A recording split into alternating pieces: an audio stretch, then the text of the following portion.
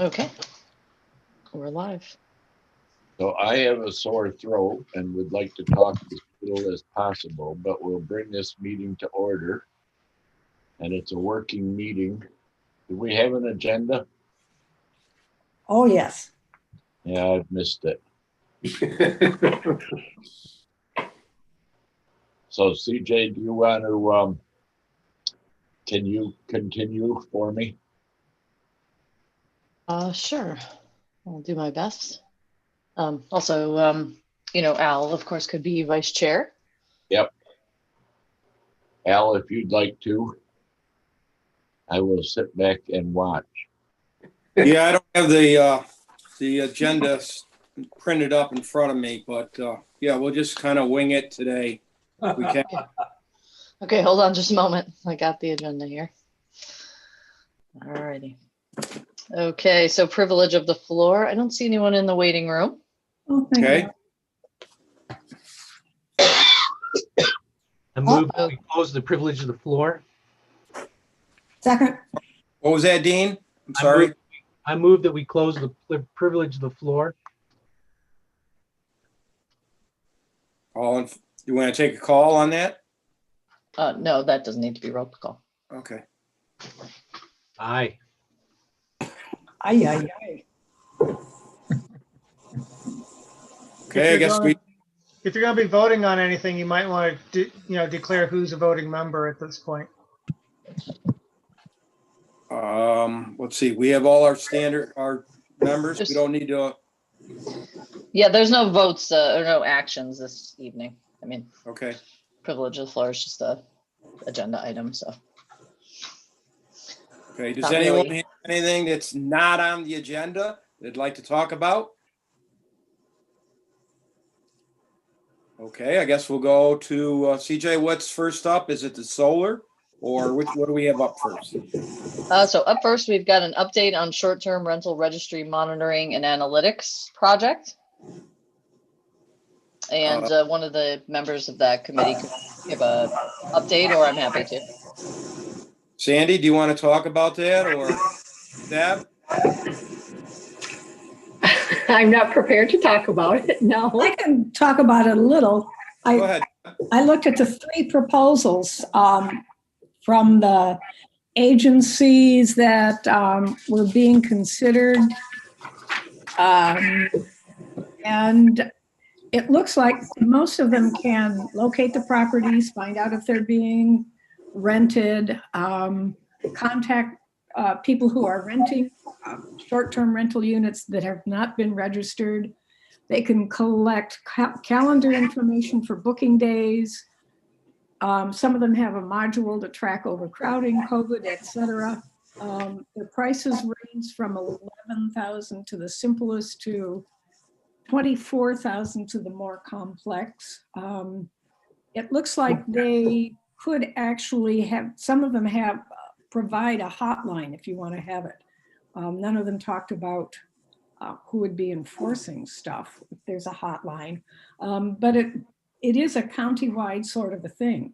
So it might give us a chance to have Tompkins County do almost all of the work in terms of getting sites registered and monitoring sites, whether they're being used or not. And they use fairly sophisticated software to locate. Most of them survey at least, I think, 10 different possible sites where rentals are located. Okay. So probably depending on what Tompkins County does, that will help us decide what to do. And Yeah, how about a time frame on that? Huh? Deb, a time frame? Time frame? Time frame. Oh, I didn't look at that. I just looked at the money. Most of them can get up and running pretty quickly. Okay. That's CJ, do you have anything else on that? You want to expand? No, just that the county planning department had put out a request for proposal. Is that my headphones that sound bad? Everybody mute, I guess. Something sounds weird. Anyway, hopefully it's not my headphones. Nevertheless, county planning put out a request for proposal for firms responded to that, essentially to provide these services as Deb just went over. And I anticipate that they'll probably be making a choice. The town of Dryden has weighed in, town of Ithaca, city of Ithaca. And I think they're looking to make a decision within the next, call it couple weeks on a. Okay, Do you know which way they're leaning? Do you know if they're like leaning towards like the basic or the more advanced versions? It's not certain. I think they had it down to Granicus and basically the three that I sent along to the committee to review. And so they were looking to kind of perhaps interview the top two selected firms and go from there. So. For what it's worth, I definitely didn't care for Granicus's proposal. I also put in my 2 cents about what I thought about hiring going outside the area and doing a hired gun thing, particularly in this economy when we're trying to create jobs for people in our own area. But if I had to take a choice, I would choose the same one that Deb did. Okay.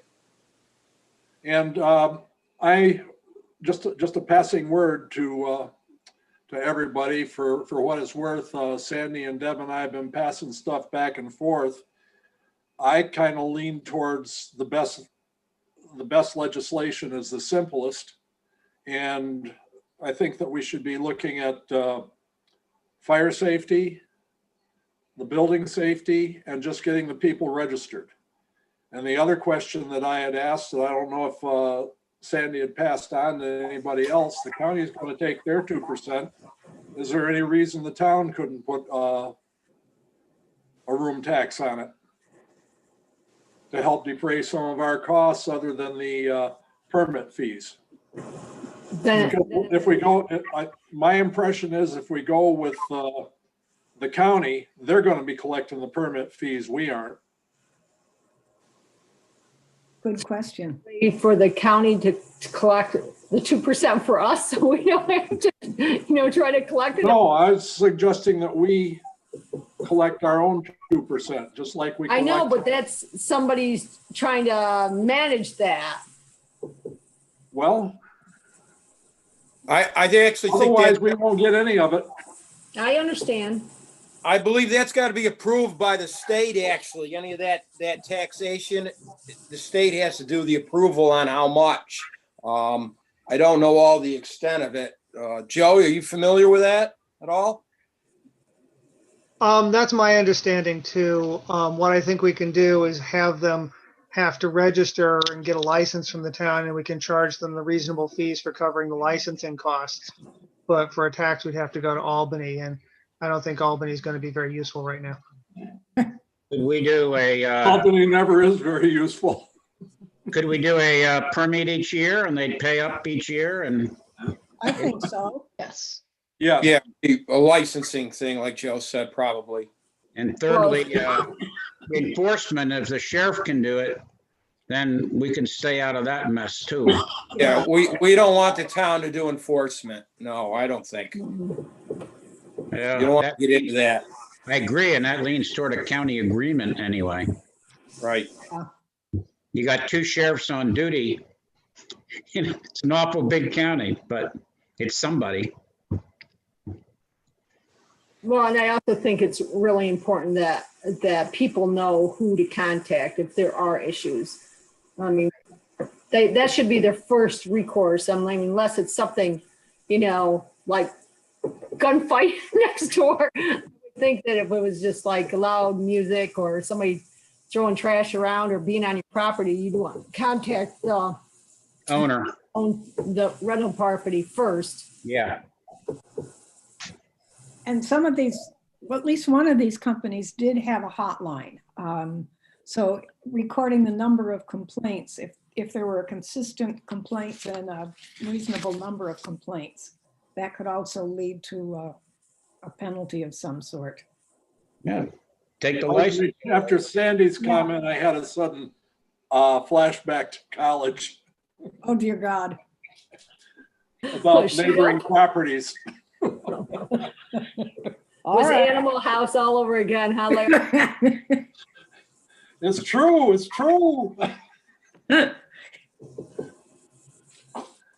Okay, anything else on the short-term rentals? Any other comments? Okay, I guess CJ, what's up next? Okay, next up is hopefully the completion of the land use ordinance and regulations audit. Maybe we can zoom through these questions. You want to slide to solar? How much We we could, answer? I mean, it's up to you guys. I mean, you Let's have do largely, solar first. okay, Okay, sounds good. So what I did was took the comments I had received from Dean and put them in kind of the, the sidebar as track changes, but I don't know how well that worked. I was trying to juxtapose the suggested changes with with what's currently existing. But if you'd rather, we can also just look at what Dean sent as well, and we could share it on screen, or we could just review our own respective copies. I added a few comments, but that wasn't until about 3:30 today. But I have my comments written down here, so we can just add them on when we talk about this. so Dean, what would you care to do? Unmute. Sorry about that. Let's go through the document that I prepared, and then we can add in the additional stuff as we go or at the end. So, Okay, would you like to screen share that, or would you like me to pop it up on the screen? does everybody have their own copy up, or do you want CJ to screen share that? We've got the 3 pages, not the.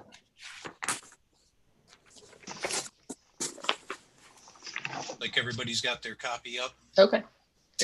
So yeah, the section 4A is the first real question, is how do we want to change defining things for large scale to industrial scale?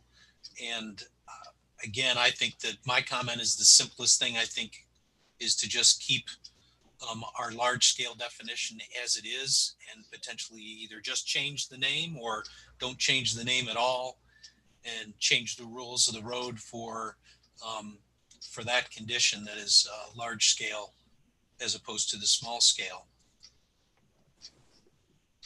as opposed to adding another category, which I think just kind of muddies the water to a certain degree. I think there's some zeros missing in B. 10,000 square feet seems a little on the low side. Well, I think isn't that how we define our current large scale? 10,000 square feet, Yes. quarter acre. Yep. That's how we currently define our large scale. Okay. So the question is, do we want to have a intermediate and then a very large, industrial scale, or do we want to just lump it all together? Does New York State have a definition?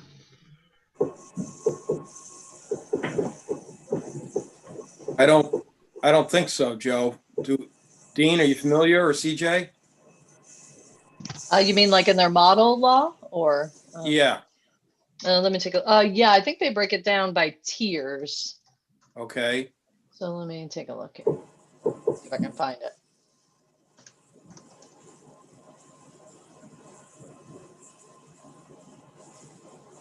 I think we selected that cutoff originally between large and small scale to jive with the unified solar permits that the state NYSERDA had the town adopt, I don't know, maybe like 4 or 5 years ago.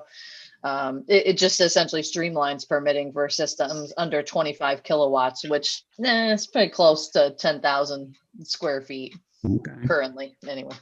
But let me take a look and see if I can find that model solar. Let me see. On a side note, I just read an article about the wind turbines, and I guess they're not recyclable. There's some wind turbines that are at their useful life of 25 years. So since they're not recycling, or they're not recyclable, they're burying them in the ground out west. Yeah, typically, if you looked at Weaver Wind locally, they were getting their turbine blades from somebody in England. The guy was making them in his garage. And each set of blades was a totally different mix of material in terms of the fiberglass. So there wasn't anything scientific about it other than the shape and the general conditions of the blade. And, you know, if you've ever had an old fiberglass boat and wondered what to do with it, the answer is you take it to the landfill, because fiberglass varies greatly from one product to the next, and it's really not something that can be recycled unless it's consistent. Did you find I found that to be very sad.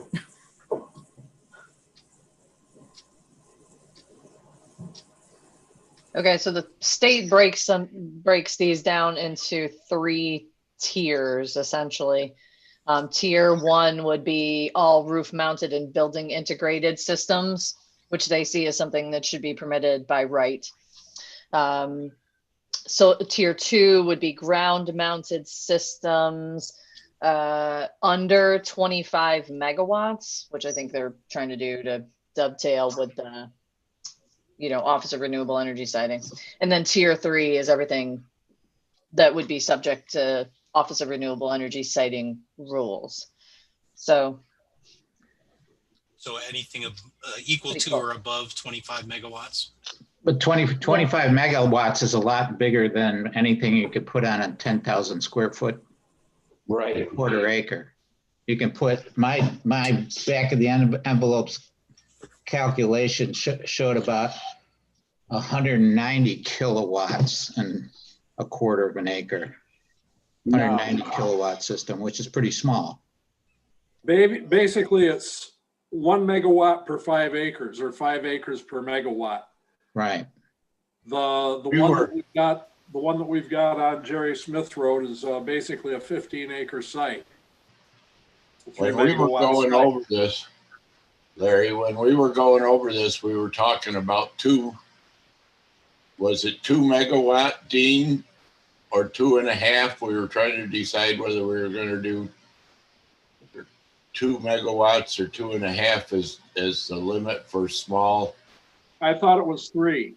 And then the next step up was 20 megawatts.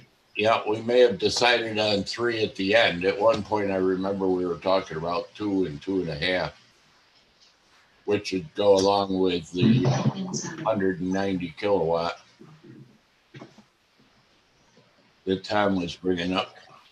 So it sounds like large scale should be up to about 20 megawatts or 25 megawatts, which would be about 25 acres. Yes. 25 megawatts would be 75 acres, or pardon me, would be 125 acres. Yep, that's about the cutoff. So we could add a definition of large scale solar to limit it to 20 megawatts, essentially. Anything between, say, 10,000 square feet and 120 acres, which is a big range, but there it is. Okay. Remind me now. We're looking at defining large scale, and we're looking at defining industrial. Is that what we're looking to do? Yeah, the industrial scale would have been anything over the 20 megawatts. Okay, That's so what we were originally thinking. Industrial is anything over 20, and anything below 20 is going to be considered large scale. Is that correct? Anything over 20 down to we had a cutoff for small scale.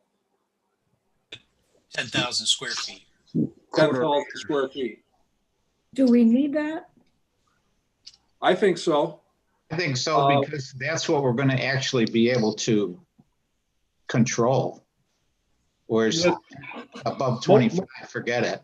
Yeah, most farms are going to be putting in quarter acre, you know, anybody that has an, what did Dean refer to it, agrivoltaic. Basically, they're going to be quarter acre lots providing they're looking to do maybe 12,000 watts, Okay, or pardon me, 20,000 watts, 50,000 watts, like that. At least that was the rationale we used originally.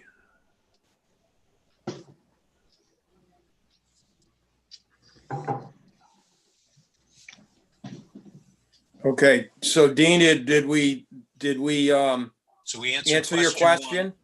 Yep. So you okay So- with that? So we'll now have small scale that's less than 10,000 square feet. We'll have large scale that's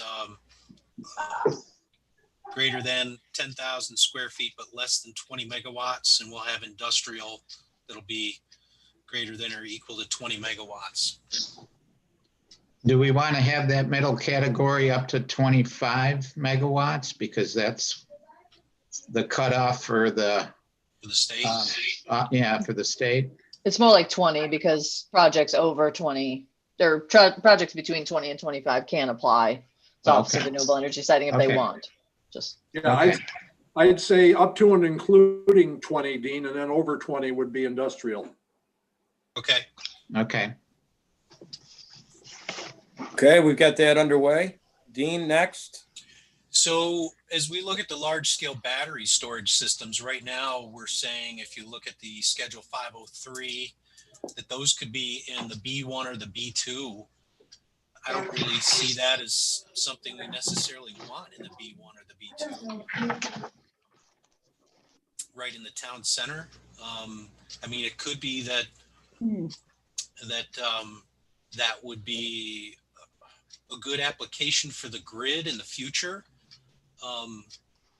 for that area, for distributed grid. I don't know, but right now it doesn't seem like we want to take large containers or whatever full of batteries and stick them in our downtown. What would you foresee anything up to say the 10,000 square foot being allowed to use a battery system on site in the B1 and B2? So you're talking about a 1/4 acre battery system that could be used on site? A battery system for a 1/4 acre up to a 1/4 acre panel farm. So we'd be basically talking about not like a power wall for somebody's residence, but we'd be talking about, a container or whatever up to a 1/4 acre that could do something larger in terms of something commercial, right on site to not dump into the grid, but to be able to manage their own electric there for their business. Well, remember, a quarter of an acre is 1/12 of a megawatt. So you're looking at something more that would run a building of maybe 6,000 square feet for a commercial use or something like that. We're not talking huge batteries for the farms up to a 1/4 acre. Don't forget, Dean, that all of the solar panel installations at present dump into the grid no matter what. They have to. Right, they have to dump into the grid, so you can't really exclude dumping into the grid as a criteria.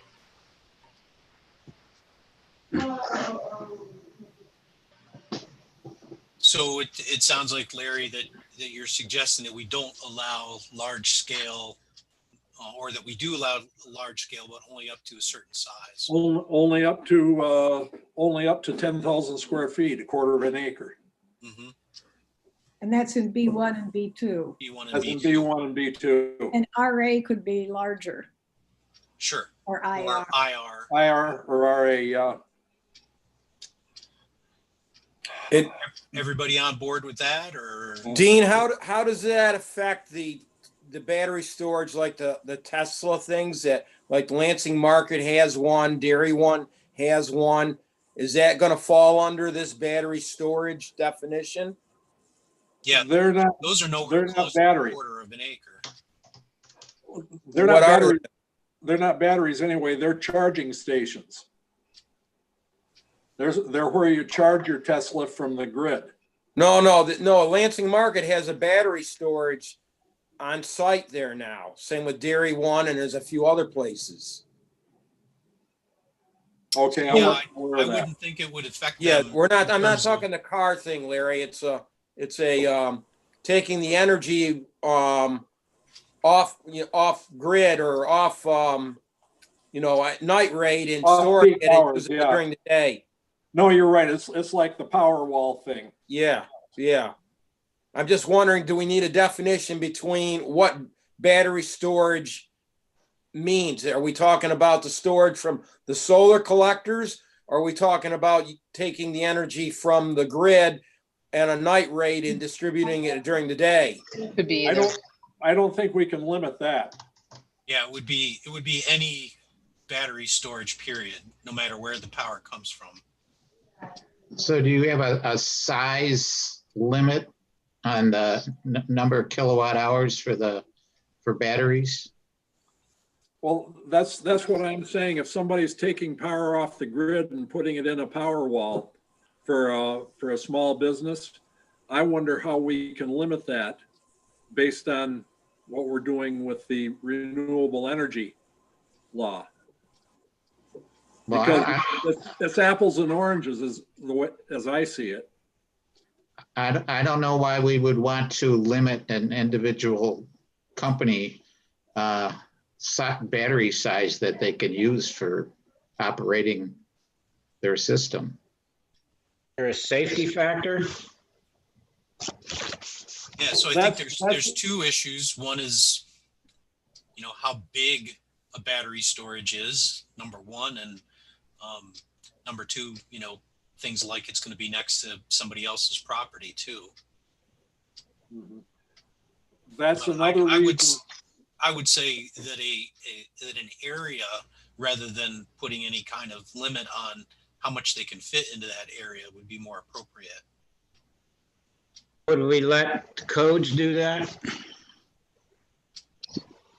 That's what we had done until this point. If somebody wanted to put in, such as the Lansing Market, for example, the town didn't regulate battery energy storage at the time they applied for a building permit. And so we simply deferred to the building code.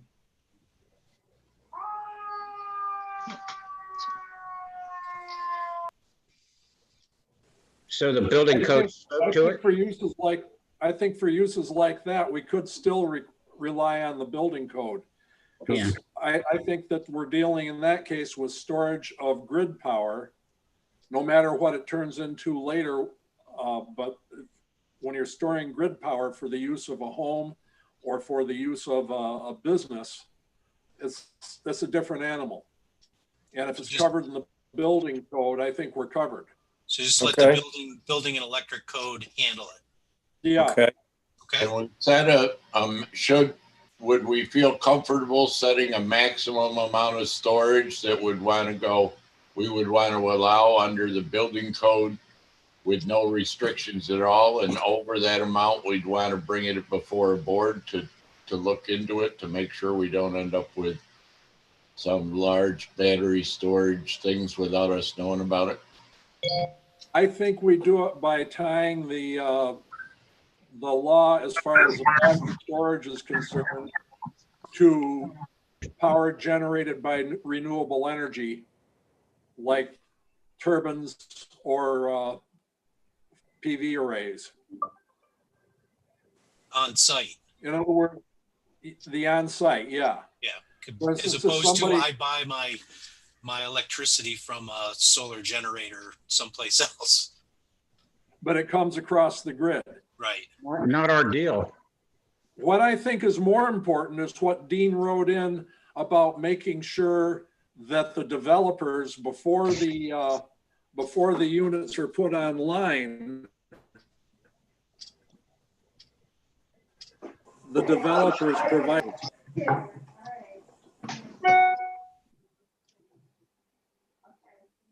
Yeah, and that's farther down. So yeah, so we can get to that. All right. So it sounds like no real change to Schedule 503 at this point, or do we want to make that distinction between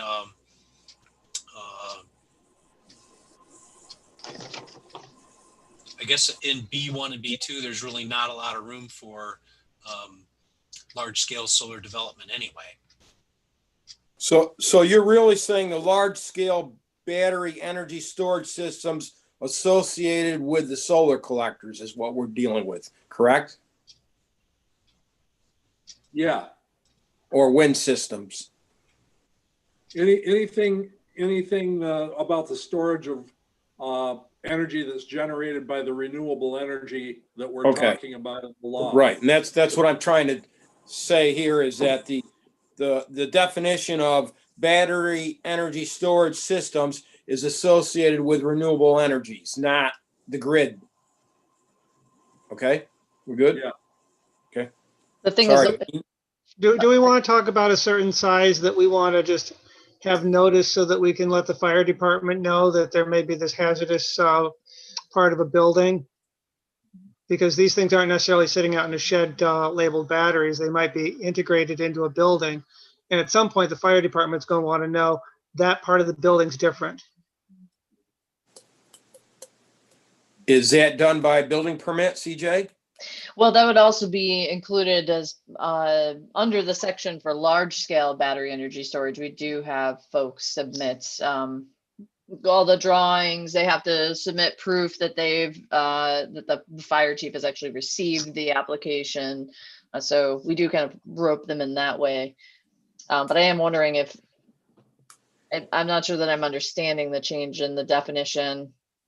Because we currently call large scale batteries anything over 280 kilowatt hours, which essentially is something that fits like about in the size of a decent sized closet.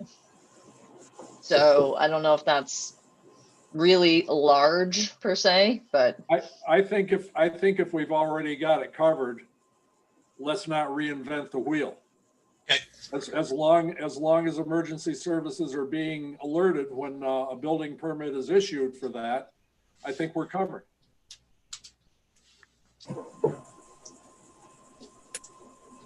Okay, I guess, Dean, you all set? Yep. All right, let's move on to section 4G, farther down in the law. So I've suggested adding some additional requirements in the review application. I'm just going to open my copy of the solar law here, if you give me a second.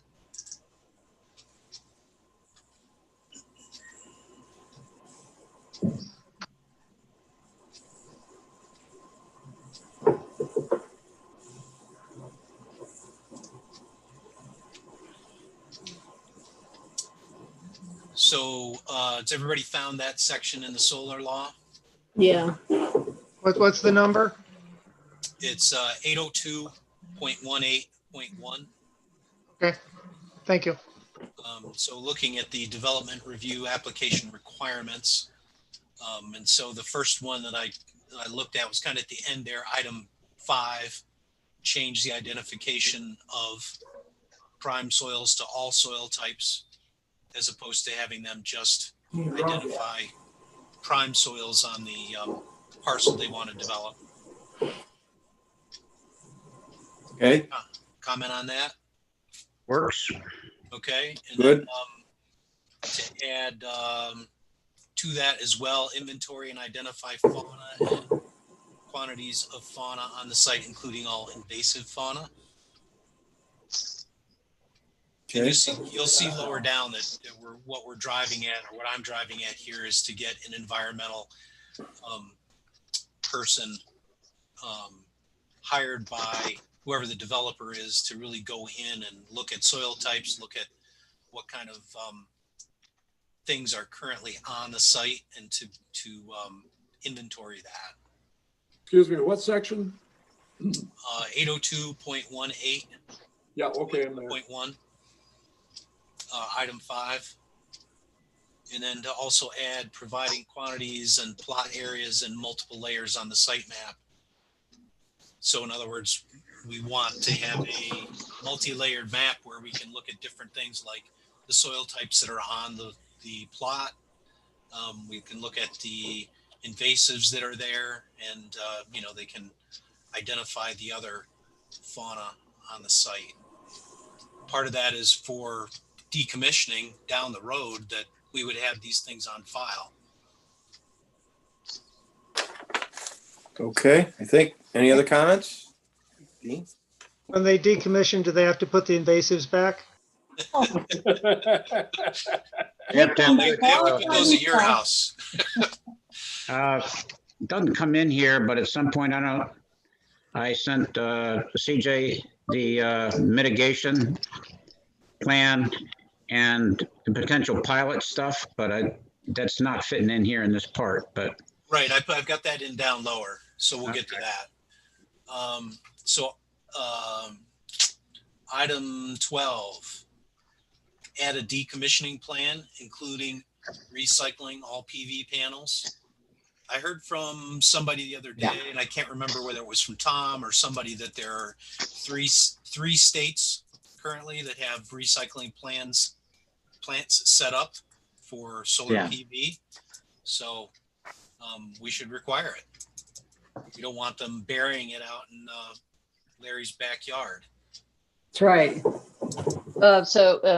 Would you just want to amend the existing abandonment and decommissioning section? Okay, to just, I'll check with council to see if there's any limitations on whether we can dictate what they do with the materials after they're decommissioned. I'm not sure, so I'll find out. Okay, and so the next thing would be to add item 13. Topsoil management plan is required for the life of the project. Let me go back to that last point. We can require that their decommissioning bond cover recycling if that's more expensive. So if the money's there to recycle it. It's more expensive. Yeah, so make the bond cover recycling, and they could choose to have paid for the recycling and not use it, but that way we've got the money in place. Yeah, we could potentially also say that if they choose not to recycle, that they have to offer up their materials at no charge to the town so that we may recycle. As long as it doesn't cost the town. Right. Don't have a gift that eats. So I saw a number of $15 to $20 per panel for recycling. But that's assuming that you're at, you have it at the factory where they recycle it. It's got to be shipped somewhere. Yeah. And my guess is that cost will actually come down over time. Yes. Well, the cost for shipping the panels is going to continue to get higher.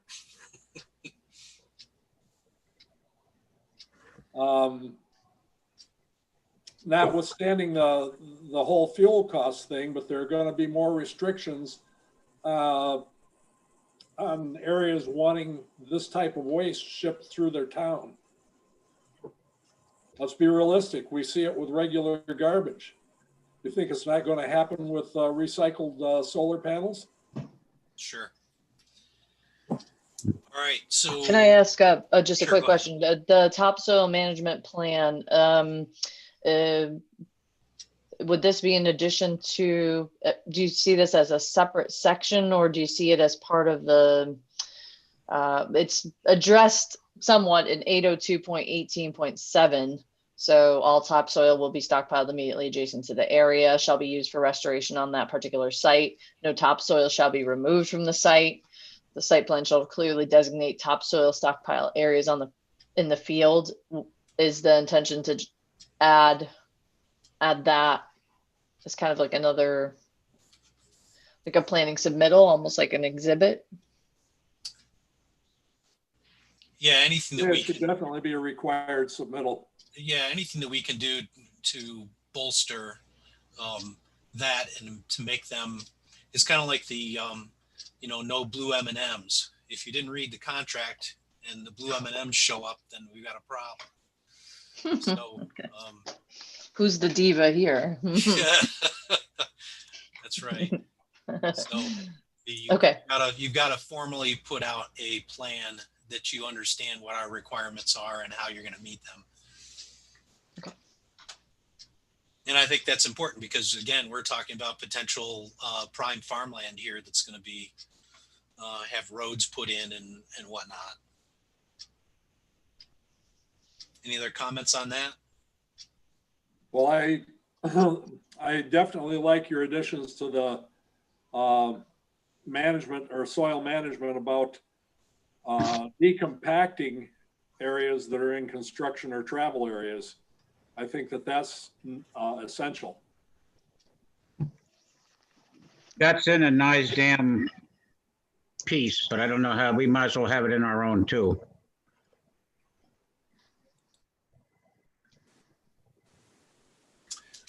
So item 14, vegetation management plan conforms with the New York Soil Health Initiative vegetation management practices required for the life of the project.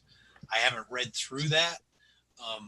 It was in some of the information that I received, but again, comes from the state. It seems like an easy thing to include, and it's best practices. Correct. Okay. Okay. And when we consider, this is the one piece I remember from all the talk with the fire people. I attended a NYSERDA webinar with, it was really kind of interesting, a bunch of building code people from New York City. Primarily, it was really, the accents are great. But also talking about how close vegetation can be to the battery energy storage. So perhaps we can kind of tweak that language to make sure people understand, yes, screening is nice, but we don't want it to be within a specific distance of the battery energy storage, lest that go up in flames. That's definitely not what we're looking for. Okay, this was one of the things that came up as well. Item 15, materials transport, and requiring that they have a plan to include staging areas and demonstrate that they're not going to put trucks that are too heavy on our, local town and county roads and site roads and driveways.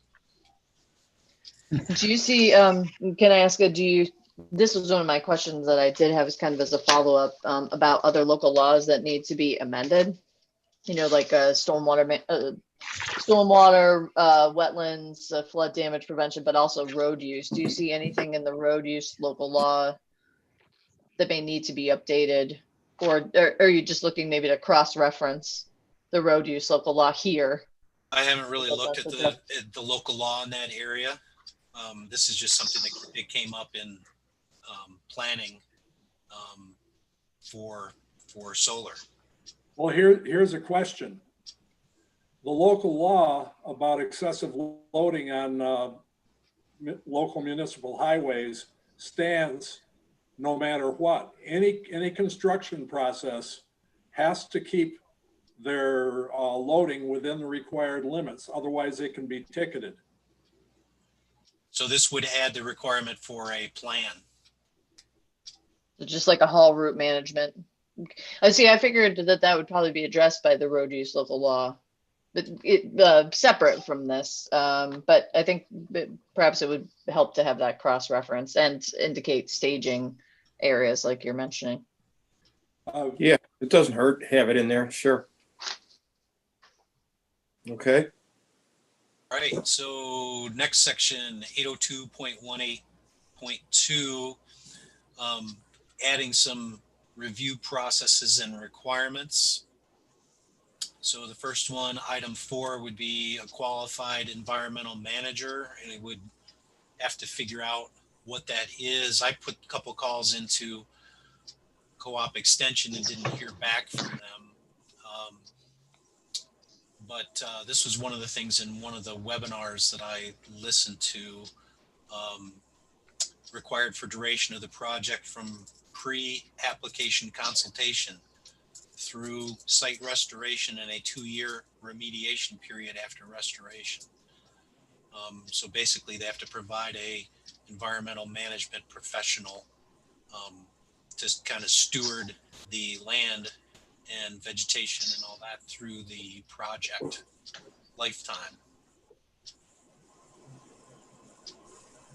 I don't disagree with it. I think it's gonna be one of the ones that the state's gonna throw down a red flag and say never happened, but I agree with it. Yeah, it's required for projects above 20 megawatts. And I think it's referenced also in the guidelines for solar energy projects, which is required by the local law. So that's October 18, 2019 guidelines for solar energy projects does require an environmental monitor. And we have required compliance with those guidelines. But maybe we should just reiterate that. If they call an environmental monitor. Doesn't this current approval process by the state give them the right to run roughshod over anything that was previously required? But they are requiring environmental monitoring as part of their deal, essentially, their draft regulations anyway. But the current town local law does require compliance with ag and markets guidelines. So maybe we just need to make that more evident. So Okay. yeah, we should definitely change the language if they call for an environmental monitor, or if they call for environmental monitoring, we should say the qualified environmental manager for monitoring. I agree with Dean. Okay. So the next item 5, pre-application consultation with New York State Ag and Markets. Yep. And submit the results to us. And then item 6, posting notification. We talked about this a little bit before, but we should come up with some guidelines that we want for a schedule for posting in terms of time period, size of signs, how many signs, location of signs, that kind of thing. So we can have a schedule that shows how they would have to post and during what period as well. So for instance, in the pre-application through the, groundbreaking, or, when do we want them to post? And this is so that the public can see that there's a proposed project coming, kind of like you would with ZBA. I know that like the city and the town, if you're doing a ZBA or what have you, they make you do postings. I like in the city, you're supposed to put a sign up on the property that's being considered. Correct. And I think in this case, that would definitely be useful, because a lot of people are going to be a little bit upset when they learn what's going on. For instance, does anybody other than me find it ironic that the chap that put the big sign out on the road on how well New York State farmers take care of the land is putting that very land into an industrial solar park? And you get taken care of by solar and the market. Yeah. So, Do you have, okay, yeah, I get why the city and town do this, and they also have very significant staffing capacity to do that, to have these printed up and, pay attention to whether they've been up or not, and ask for photo documentation and all that good stuff. right. But, we're talking about parcels that are hundreds and hundreds of acres. Where do you want them to post? Of how frequently? What size should the signs be? It's that good. Maybe we kind of take a little crack at that and come up with some language. At the very least, they should be posted on the corners of the properties that are adjacent to roads. Okay. Is there, like, when you're posting your property for hunting, is there a criteria for how far between those posted signs have to be? Yes, there is. Yes. But there are two laws. One is environmental law and one is civil law. Land that's posted according to civil law, you can just post the corners. Environmental law, the signs have to be 600 feet apart. 600 sounds good. So yeah, post the corners and every 600 feet in between. And if it's less than 600 feet in between, then midway. But that's only along the roadway. That you're not posting the rear or the side yard Correct. line. Yeah, theoretically, nobody's going to be back there. Right, so you're posting the corners and every 600 feet along the road right away. Yeah, this is by way of public notification. Okay. Or one of the ways. Okay, and as CJ mentioned, it would be a photo notification to the planning department. So they would get a submittal of a photograph showing that posting. Well, and the signs have to be big enough that it doesn't look like it's a posted sign, but actually something else. And then basically you could require that they're like the size of a political sign or a real estate sign. They're a little bit bigger in the city. I think that they're somewhere around maybe 2 feet by 3 feet. Yes, but they provide those signs. We're asking the So developer that means to provide them. we need to get into the printing business. Developers? We're asking Oh, the developers. Developer. Hey gang, we're asking the developers to provide them. Mm-hmm. We're not going to Okay. pay for the damn thing. And when is this Okay. posting going to occur? At what point in the application?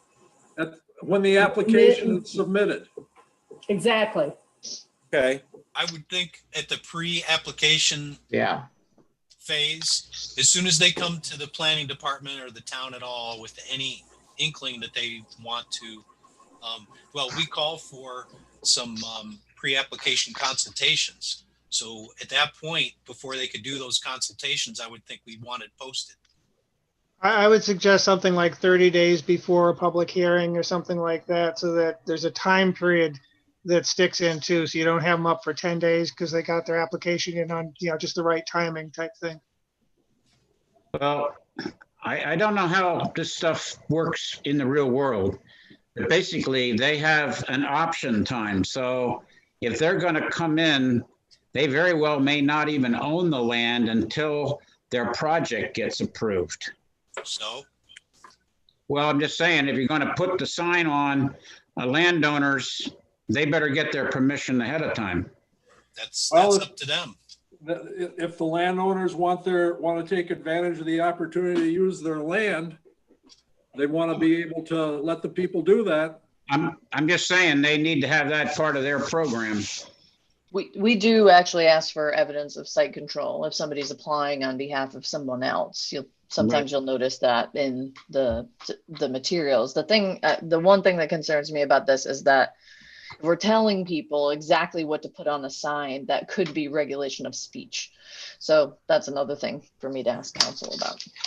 Well, it wasn't my suggestion to tell them what to put on the sign. It was just to say, just like the ones in the city do, that this land is under consideration for development of a, insert your name here. Yep, I hear you, but the city prints those signs and they give them to applicants or charge, a fee for that service, shall we say. Well, we'll Not charge saying them a it's bad lot. idea. Yeah. Well, it has to be CJ, reasonable. What would your recommendation be, CJ? No, I'm not saying I'm, have all the answers here. Just saying that, just that the city, has pre-printed site plan and subdivision and zoning appeals signs that they give to applicants that are typically put in front of a lot that's, 75 feet wide, 100 feet wide, so, and then they, ask them for a deposit or whatever. So, and they're, the applicant just fills them in with a little Sharpie and pops them up in front of, what's usually a pretty small lot. So I'm not saying it's impossible. I'm just thinking about what is the execution to this? What does that look like in terms of what do we have to do to kind of make that happen? Well, by that very token, we're breaking new ground. I mean, 15 years ago, when they started doing that on a 75-foot lot, nobody was anticipating putting in a 1,500 acre solar power plant. We can't, Totally. as far, yeah, I agree we should check with council, but all I suggest is that the signs indicate that land is being considered for such and such a development, for a solar power development. That's fairly simple, and to me, it's not controlling free speech in any way. It's just telling the freaking truth. Yeah, no worries. It was just more of the lines of, I could see council coming back with the question of, okay, well, if this person has to post for X type of project, then anyone applying for site plan review or anyone applying for subdivision should be posting the property. And maybe that's true. Maybe, Well, some people on the planning board have said that for years, but this Is that not. is that a bad idea? That may not be a bad idea. That may not be a bad idea, but then it Happens puts us everywhere. in the printing business, like CJ was saying. This is for a specific type of project, which is brand new. okay, And I well, don't let me think we just, have to tie it to anything else as far as. All right. Well, I guess Just- check with just thinking. council and see what council says, right? And see what we get. just thinking through the particulars, that's all. No worries. It's a good idea. Dean, where are we at next? I'm sure we could get a printer that we just send them some file and they print them out for us. So that we Word wouldn't be, crowd. yeah, so we wouldn't be printing them ourselves. We'd just be sending a file that we, fill in a couple of lines and send it off. I don't think it's gonna be that big a deal. As Yeah, it'd long be as up we to the can make the developer. applicant pay for them, I don't care. Right. Okay, so postings and notifications, we'll need to tidy that up. Item 7, upon completion of the facility, the commissioning process shall include emergency response training, both on-site and at the central fire station by the project owner for local emergency responders, with such training and training materials provided at no cost. Upon changes, replacement, or upgrades to the facility, additional emergency response training and training materials will be provided by the project owner at no cost. Masterful. Couldn't have said it better. Okay. Next section, 802.18.6, visual effect. Change third sentence to providing dense evergreen landscape and fabric screening. So I don't know if anybody has seen the project over by Irish Settlement Road, the former what is over there, the cemetery across from the old Stevens Heritage Furniture Gallery on Route 13.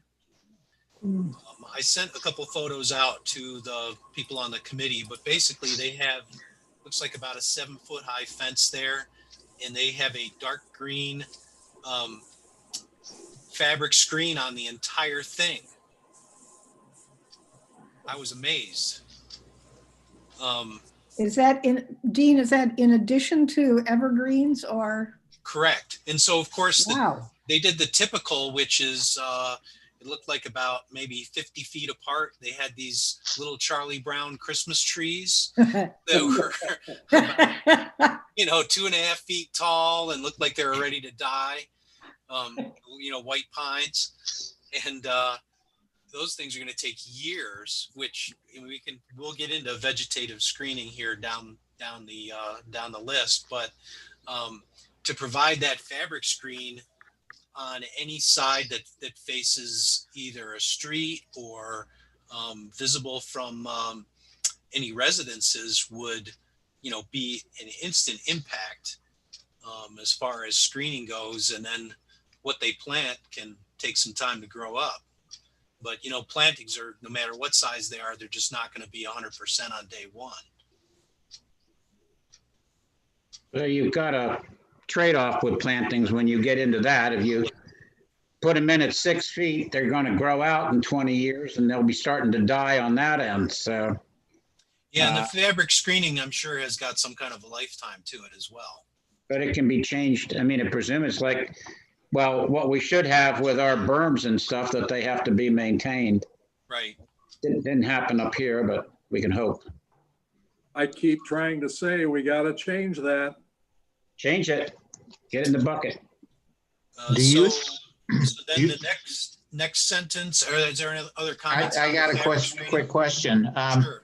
Do you think this fabric screening is aesthetically pleasing?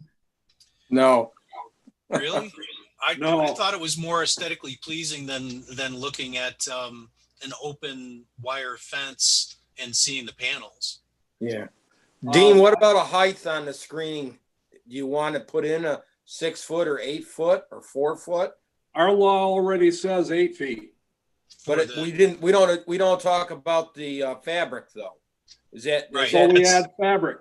That's the fence height, and I would say that, yeah, we would want our fabric screening the same height or okay? within 6 inches, because sometimes they leave it up a little bit at the bottom, but they make it even at the top, because you're going to have some kind of vegetation at the bottom that's going to potentially cover that gap. Yeah, I think it's uglier than sin, but it's better than nothing. So that's my point is, yeah, I don't think that it's gorgeous, but I think that it looks better than no screening.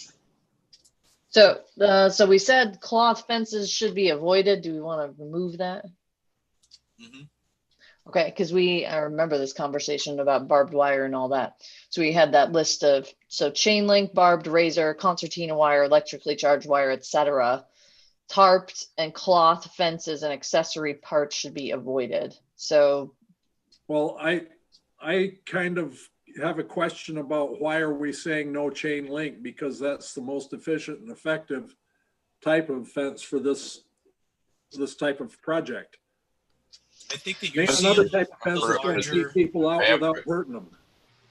Yeah, Yeah. but with any of the fencing, I mean, you're talking about migration patterns of animals.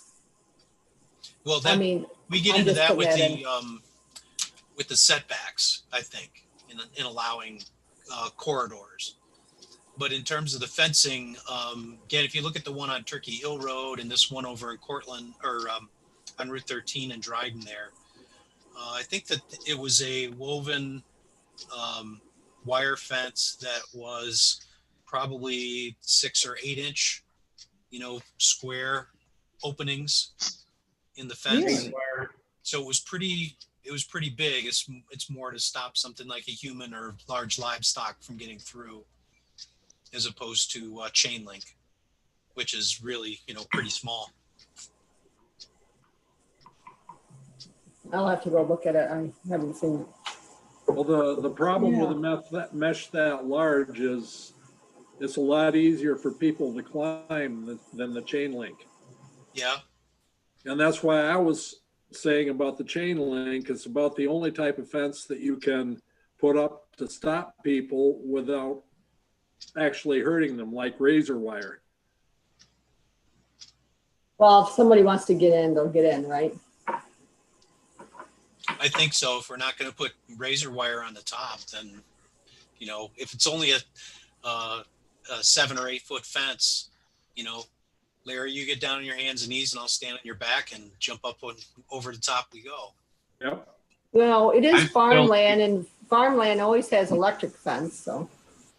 I still think that we should allow chain link. I remember the discussion and I thought, well, we had allowed chain link fence to go in. I would agree. I think that we can allow it, but not mandate it. Right. I agree. we just said it should be avoided. Now, I Okay, could see razor wire being avoided, but I think chain link is one of the most popular choices for that kind of thing.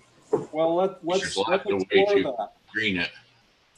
Let's explore that. What's the thought behind saying it should be avoided, CJ? Well, we talked about this, I don't know, I guess it was some time ago now. I'd have to go back to the recording to tell you exactly how we came to this, but I'd recommended that all those things not be permitted at all. And I think the conversation ended up with should be avoided was the compromise. So. Yeah, I think you're going to see it's more expensive and it's going to be avoided anyway because of the expense.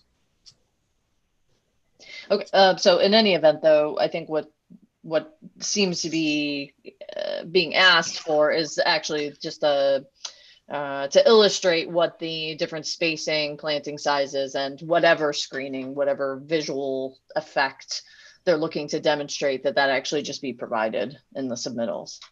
Right. That's what I think I'm hearing. Okay. That brings us to the next. But I think do we want to say how many rows of trees that are, I mean, one Yes, tree every 50 feet is not adequate. That's mean, what I think Dean has in the next. in the Okay, next I think we section. need to specify multiple rows and how high they are on the initial plantings. Absolutely. And so that gets us to adding the next sentence, which would be vegetative fabric screening, and we probably should say and or, although I guess maybe just or, solid fencing shall be installed and maintained throughout the project life per schedule. And so that's exactly what we need to do, Al, is come up with a schedule of size for plantings in terms of how tall they are, how close together they need to be, if they need to be offset in double rows, which species they need to be, all of that.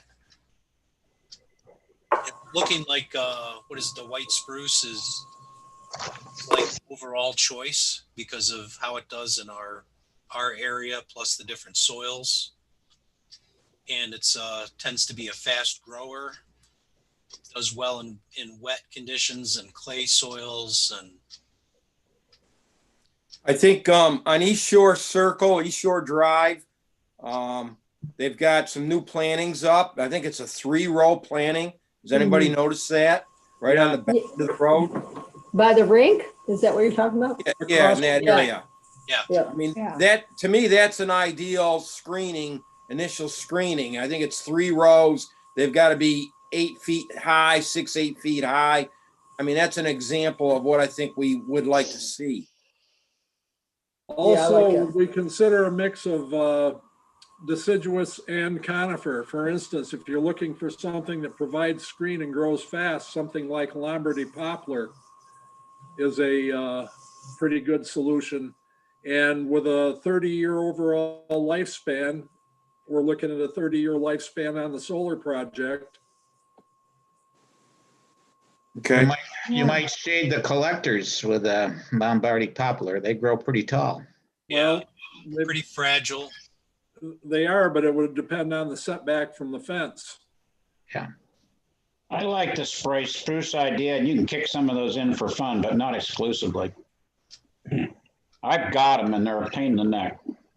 And I think that the spruce are going to be more deer resistant than some of the other suggested plantings. I know that the deer pressure is pretty heavy duty, and the spruces hold up well because they just don't like them. They're prickly.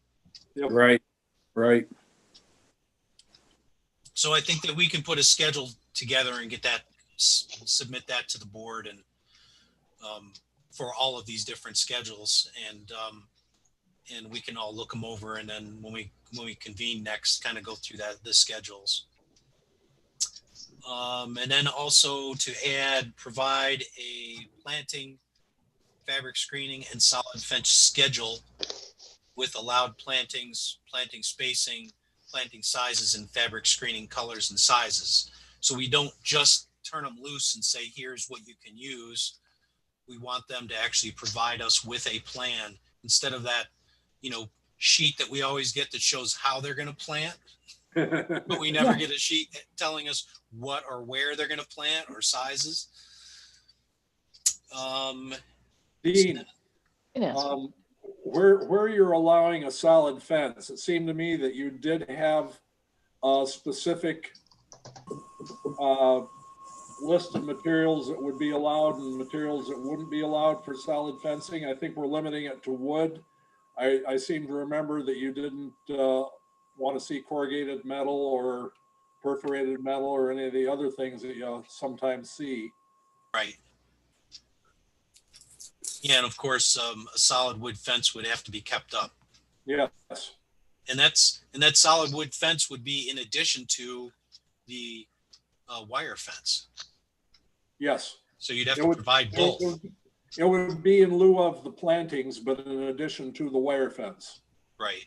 Or it would potentially be in lieu of fabric screen, for instance.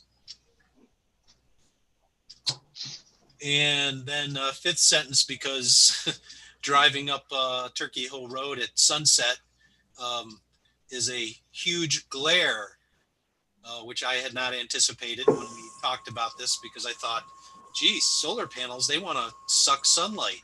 Well, they have some substantial glare. So panels must incorporate anti-glare technology at installation, and additional anti-glare retrofit upgrades is practicable throughout the project. Yes, because didn't we have that objection for the solar plant over by the airport, and we were assured by the FAA that that wasn't going to be a problem? Not for Do you airplanes. recall that? Yes. So you can never guess what's going to become available in terms of technology. And it could be that there will be coatings that'll come out and, 10 years down the road that they can put on to make the solar collectors more efficient. I'm good with that. Less glare. Well, when we say as practical, if it costs money, they're always going to say it's not practical. As available. Oh, good one. How are you going to enforce that? Yeah, that was my question. I don't know. Listen, if we put it in there, they're going to have to say why they can't do it. Nobody says no if you don't say something in the first place. Right. And what we're looking is to protect the town. They can come up with a reason later why they can't, but they've got to address it if we mention it. It would seem like one of our avenues would be to go to the environmental monitor for the project. And as things become available, and say, hey, what's the plan for your upgrade? Better take three lawyers with you, because that's what it's going to take to get them to budge. Well, And when they say screw you, what's the town going to do? Here's the deal. I agree with Dean. If we don't do our due diligence by mentioning these things, then the first time somebody goes off the road on a snow-covered, sun-shining winter day because of the combined glare from those solar panels and the glare off the snow, then the town's going to take a hit from somebody's attorney because we didn't foresee this. Okay, so the reason this glare didn't make it into the zoning to begin with is because of seeker. So the idea wasn't to cram every environmental regulation into the zoning. It was that you would do a visual impact assessment as part of environmental quality review, right? So I think the other thing, and I heard something about environmental manager. Are we talking about having an environmental manager for all, just the industrial scale projects, or all large scale projects? And what was that threshold again? I would have made the threshold just the industrial scale. Okay. We've already let the large scale projects in the door. Okay, got it. Okay, so the reason I was mentioning the glare piece is because I would assume that any project of any significant magnitude would have submitted a visual impact assessment that would address glare as part of this. But Okay. that said, we can. Well, I'm just basing it on our experience with with the Cornell plant by the airport. When we mentioned it, we were told it was ridiculous. Okay. Which is obviously untrue. Okay. So yeah, the question is, how do you enforce that? Well, maybe you enforce it by the person who goes off the road, having their insurance company attorney, suing the developer, rather than the town. Right. Because at least we've got it mentioned in our law. Right. Well, they could sue the town for not enforcing it, but it's starting in the right direction. Towns are hard to sue. It's a question of what's due diligence, and I'm sure the council would agree with that.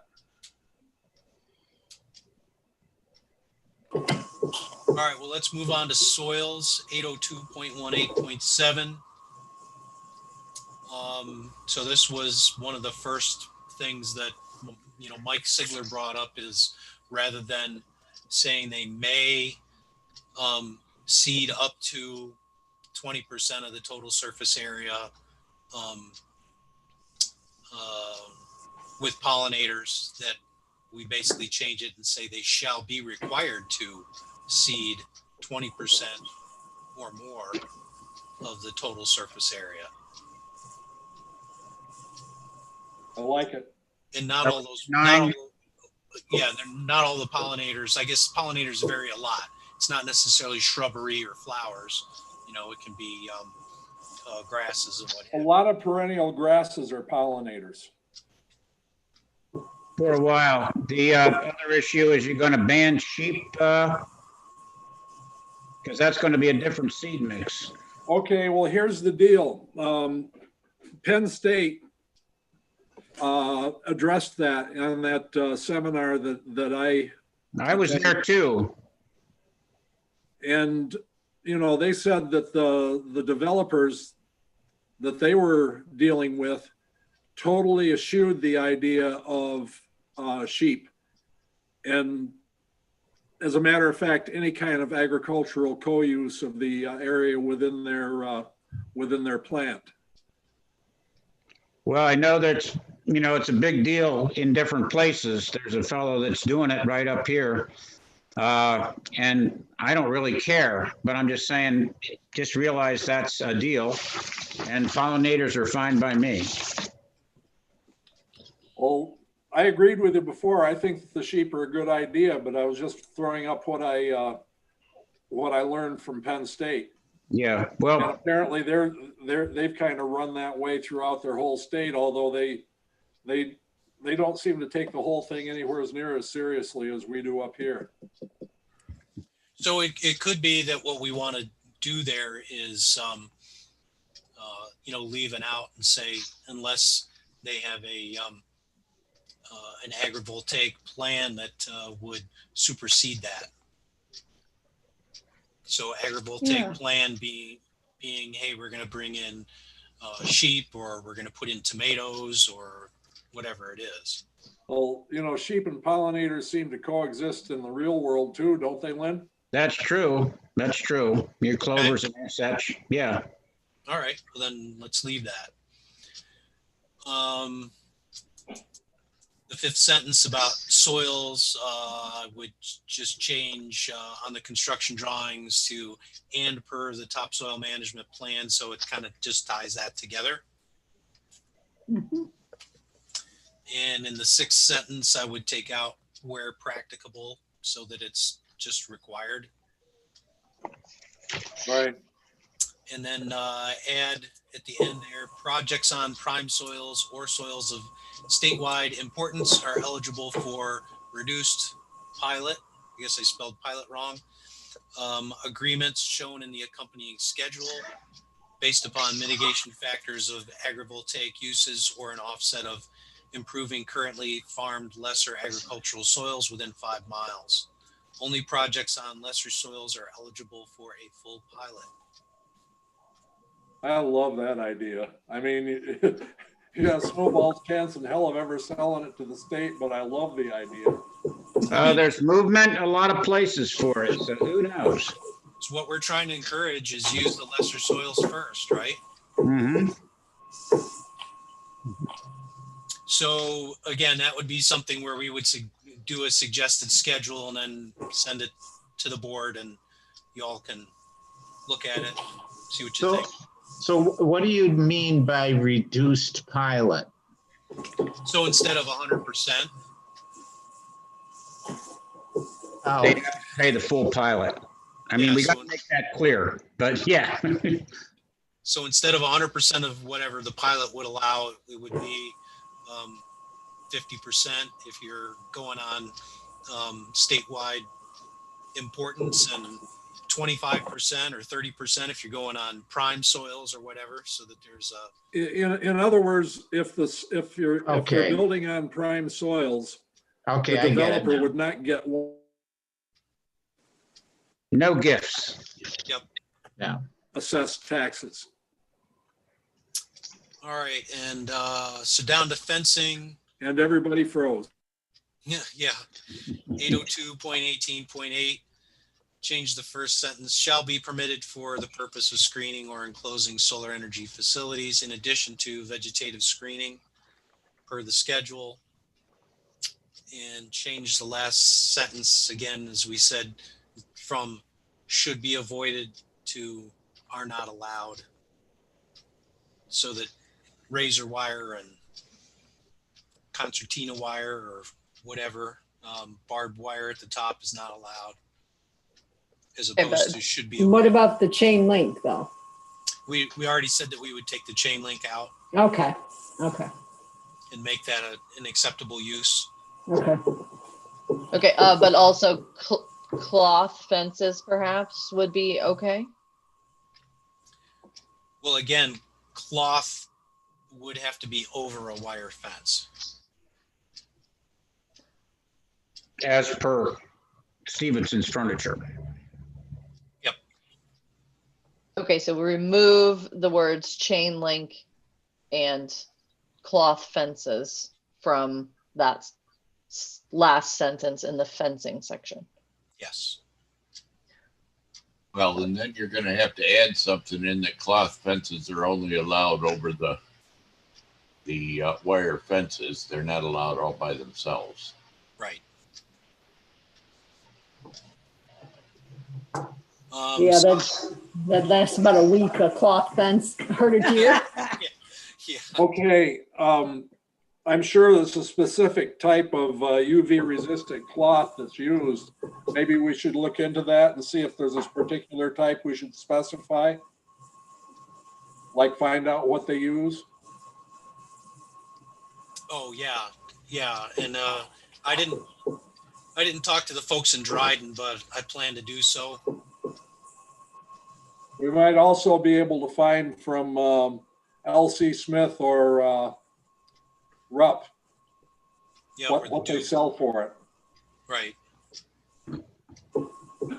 And it has to be replaced. It's not a one deal walk away. Right.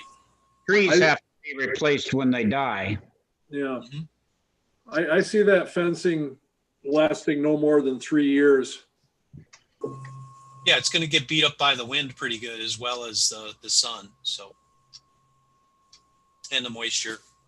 So, 802.18.13 sighting restrictions. Go away.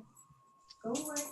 So I think that we are trying to push the boundaries to something that we can potentially defend by potentially like doubling maybe the existing, but not pushing so far that Thank you. that they're just going to be rejected out of hand. And then also something that potentially gets you some wildlife corridors. So for instance, if you look at a side yard setback of 100 feet and you had two developing projects next to each other, that they would have to be basically there'd have to be a 200-foot corridor in there, which is a pretty good sized corridor. Yeah, it's pretty good. And the other thing with setbacks from residences, instead of being 100 feet, going for 200 feet, right? So anything that would abut a residential property would have to be 200 feet from the property line. And then it would have to be 300 feet from an occupied structure. So potentially pushing it back even, farther. So if the house was in the middle of a 200-foot wide parcel, it would be 100 feet from the property line. If the parcel was only 100 feet wide, then the house in the center would only be 50 feet away. But the setback from the house would be 300 feet. So it doesn't get us quite the 500 or 1,000 or 1,500 feet that, Mike was looking for, but compared to what the state is saying, it definitely adds to that. And it still is something that's livable for the people that are trying to utilize the property. The farmers that I talked to, I don't know, I didn't talk to you about it, Lynn, but the farmers that I've talked to would be happy with basically anything other than the 1,000 feet. They would, you know, they wouldn't like 500 feet, but that they think it's a lot better than 1,000. And I think that your guidelines that you've set down are quite reasonable. Well, it's just not going to get accepted, and I don't know how Yeah. they're Well, a you thousand. got to start somewhere. Lynn, when you have an old broken down truck that you want to sell for $100, is that the price you put on it? No, Or do you tell them 200? no, I don't disagree with you, but I'm saying 1,000 feet. You know, they're not going to have much left for solar on either side of the farm. Yeah. I agree with you. I agree with you completely. We've illustrated that, as a matter of fact. No, it's a good thing, and I don't know how this is all going to work out at the end of the day, and I hope the time is well spent tonight, that something good comes of it. Dean, I've got a question. When When you you say, stop listening, but he may be working somewhere else. Dean, when you say setback, the setback is to what? To the fence line, to the hedgerow, or to the solar collectors themselves? To the fence line or to the barrier. Yeah, the buffer. the fence was what I had in mind. And those first three, center line of the road, side yard, and rear yard, I think that Mike Sigler was saying that that's already what the state is saying is 100 feet from the center line of the road. So we would, 50. you're saying 50? Yeah. Yeah, for non-participating residential property lines, it's 100 feet. Center line of public roads is 50 feet. Non-participating property lines that are non-residential are 50 feet. And non-participating occupied residences are 250 feet, according to the ORS. That's why I'm comfortable with what Dean wrote down. Yeah, so we're a little bit, at least a little bit more on all of those. And so, yeah, the next item, item 5, you know, I see that utilities are putting panels on poles. I can see that if you have a pole mounted device, like you have a light on the pole, or you have a radar for, you know, for speed or something like that, where the solar panel is going to energize that. But the question is, do you want the utility to be putting up utility poles or using existing utility poles and have a panel on every one of them in the entire town? And so that's why I put that there. Yeah, usually the use I see for the panels on the utility poles is when they're powering a transmitter for their networking, for instance, for the new smart transformers. Right, and I don't have a problem with that, but I would potentially have a problem with them putting a solar panel on every single pole in the whole town Would hate that. as part of their industrial solar. So do we have any developments that have their power run underground? Probably a few, but it doesn't happen a lot because it's so expensive. Most of them running conduits on top of the ground for the commercial solar. Okay. Residential, you can correct me if I'm wrong, Lynn, but residential usually runs underground in the conduit from the inverter that's mounted at the panels, right?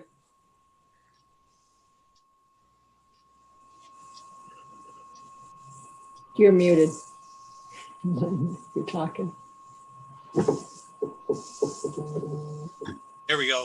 It's like a normal service, 18 inches or whatever the distance is from the panels to the house. And yeah, I think that's how it's done. It doesn't mean it has to be done that way, but I don't think many homeowners would want it any other way. There's situations.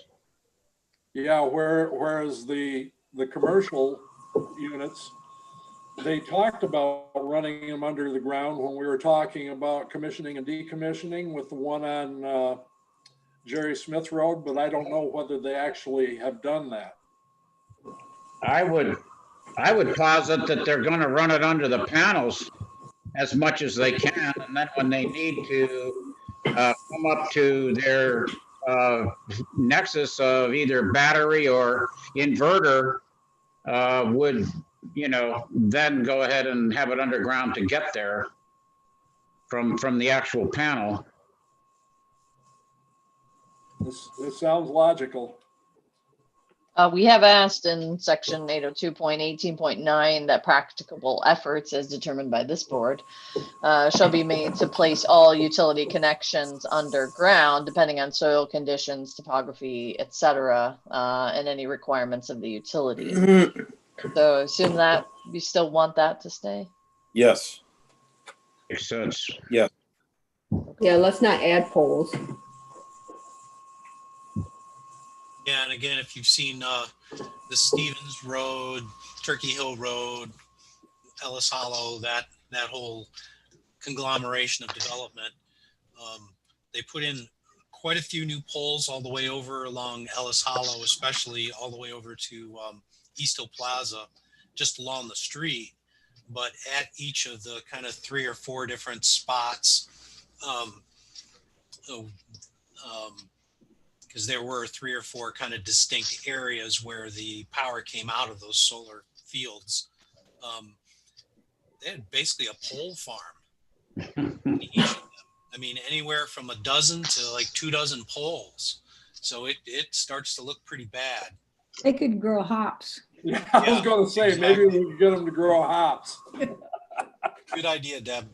My understanding is because they were limited in size, the incentives at that time were capped at somewhere between 2 and 5 megawatts. So rather than building, one 20 megawatt facility, then 5, and they each need all their own interconnects. So it's that visual clutter is my understanding, but I'm sorry, visual cluster, is that what you said? No, clever. close, very close. Ooh. I'm Okay, sorry, I was so- slow on that one. 802.18.14, abandonment and decommissioning. And so I guess we kind of addressed this already, but could continue to address it more in terms of plans must include reuse or recycling of all solar panels and retired from the site, and recycling of all damaged panels removed from the site, and proof of such provided to the town CEO within 10 days of such action. Again, we could change that such that they would have to provide the CEO with their intent or panels that need to be removed from the site, whether they were going to recycle them or not, and give the town the option to recycle them using their bond money. Also, shouldn't this section tie back to soil recovery? Oh, yeah. Oh, so if there's damaged panels, that remediation of the soil should be done?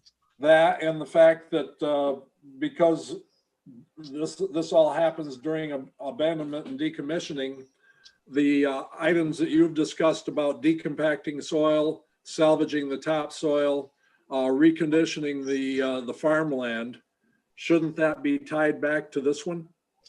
Well, here I'm it's thinking not more just in terms of that any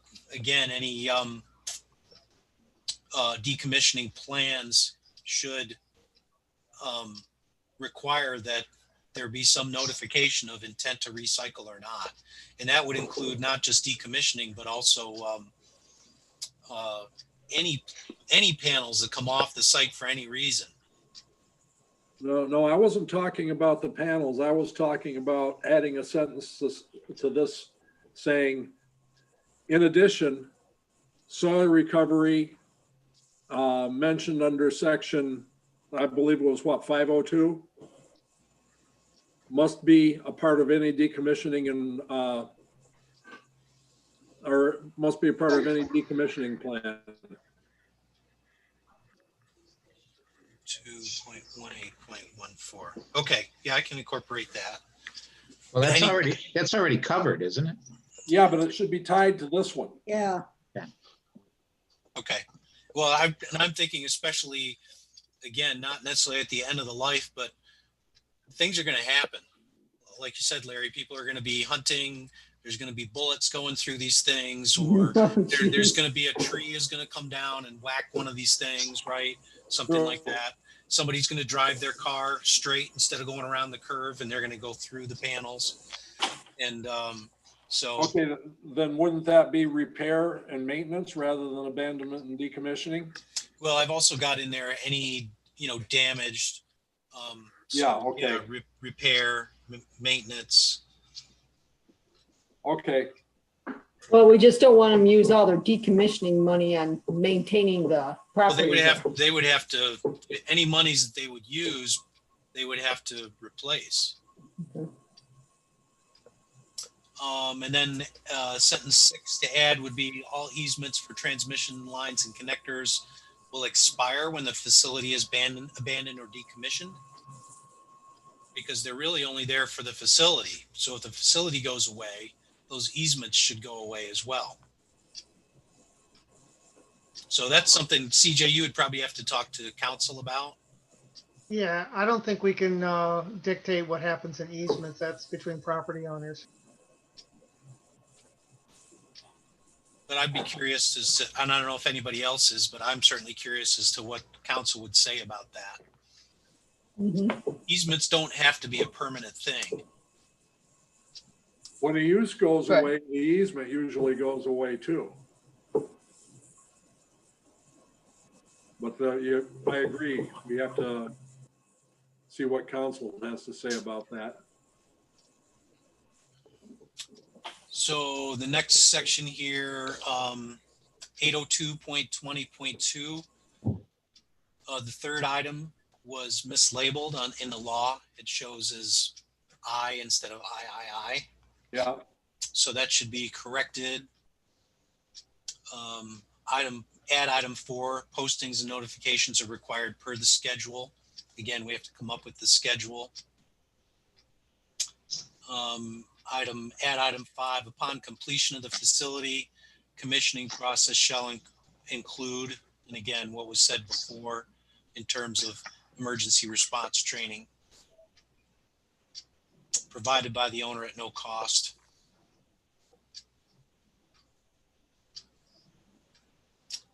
And let's see, so the next section, 820.20.3, item 4. Again, where it's called out 100 feet and 50 feet, we would double those.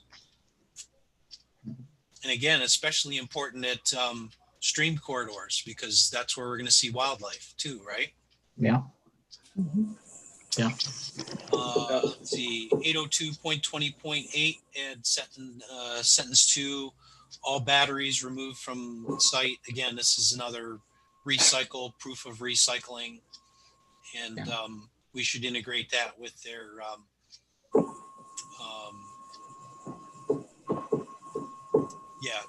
their payment or bond, with their bond. And then the last one, 802.21.3, town may, upon approval by the town board, use any and all surety bond to clean up hazardous waste, pay for mutual aid fees, and replace equipment and consumables in the event of a fire or other damage requiring emergency response and remedy. In the case of such use of surety funds, the project owner shall replenish any and all depleted funds within 30 days. I like that. Mhm. Lynn? Batteries back on 802.20.8 or storage devices. I don't know whether new Might have a different name.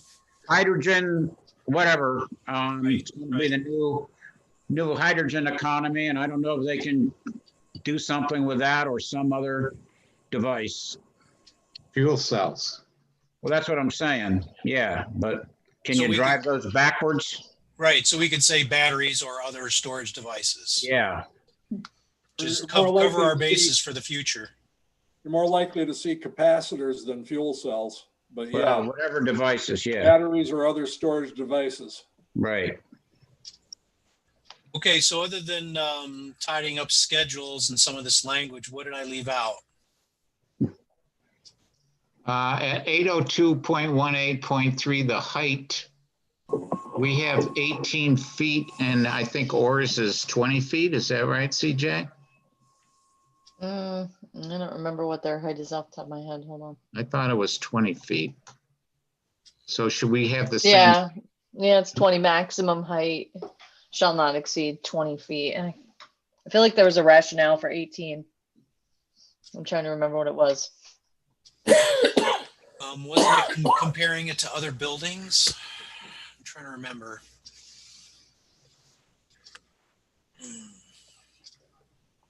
It's probably better to stay as close as we can to other rules and regulations so that we reduce confusion. So if somebody else is at 20 and we're at 18, the difference is very small and the justification for the change can't be very large. So moving up to theirs would probably be just as good. I agree with Jerry. I think the 18 feet came from just a nominal selection of the height of a peak of a one-story ranch house based on a 3 and 12 slope. That's the only thing that I can think that because I do recall we talked about it at length, but I agree with Jerry.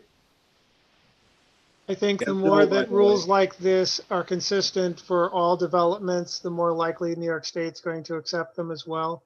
Yeah, if we're Yeah. requiring the solar people to do one thing and everybody else to do something else, that's going to be seen as much more unreasonable than if everybody's got the same height limits for fences and everybody's got the same kind of setbacks and stuff like that. So do we want to change throughout our other, the large scale and small scale to 20 feet as well instead of 18? So it's Sure. consistent across our solar law. Sure. I would like to put forth the same objection to the fence height that we set our fence height at 8 feet when National Electric Code is set it at 7 feet.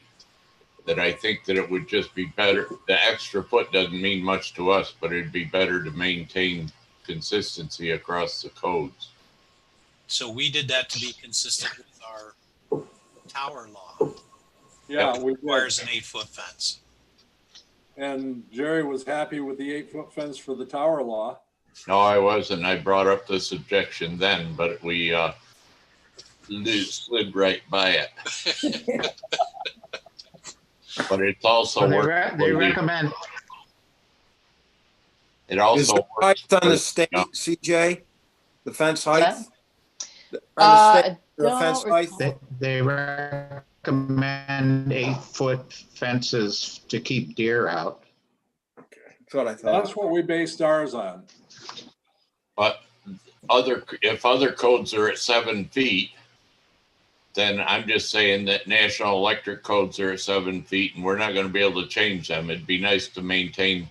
I think deer fences are generally 6 feet and 8 feet is a real barrier, but 7 feet's right in the middle and it follows the rest of the code. So it's nice to maintain consistency. Yeah, they don't have I any have, height. I have a 6-foot fence on my garden and there's deer in it all the time, so it doesn't do Forgot much. to put up the barbed wire. Or razor wire. I'm in favor of keeping 8 feet. I agree Yeah. with Dean. I've seen deer in the Turkey Hill. I had to call to try to get hold of somebody to see if they could get in there and let them out. If they got in, they could probably get out. Well, there's sloped ground there, and I was wondering if they were kind of upslope and it kind of jumped from there, and then they were inside and they were stuck. But Were you able to find anybody, Dean, to report it to? I think that I maybe called. I don't know if I called the SPCA. Oh, I never heard back, but following days the deer were gone, so they got taken care of. Anything else that you think we missed here? You're going to put on a schedule for the landscaping, for the trees. Several schedules. So we'll Okay. have one for, Signage. fencing, signage, vegetative buffers, all those And things will get schedules. You had mentioned specifically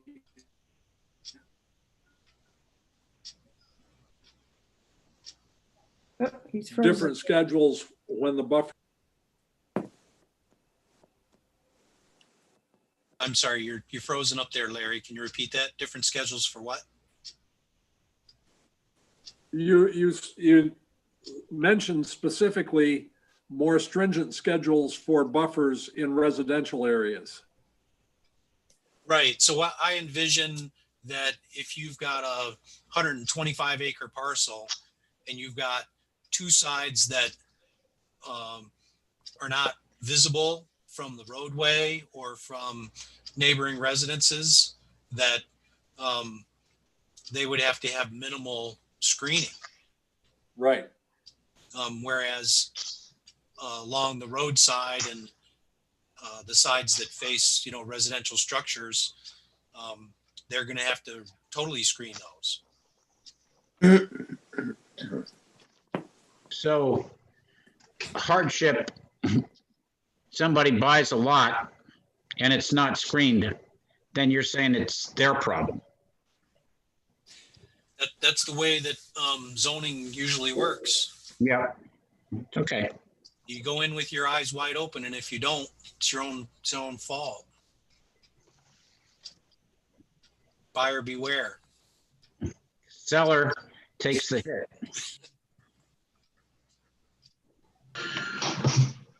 Okay. Dean, thank you for your time and effort on this. Yeah, very good. Right. All right.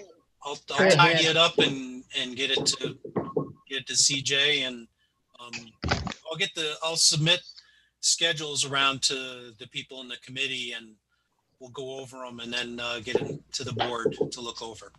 I had one more thing to note. Sure.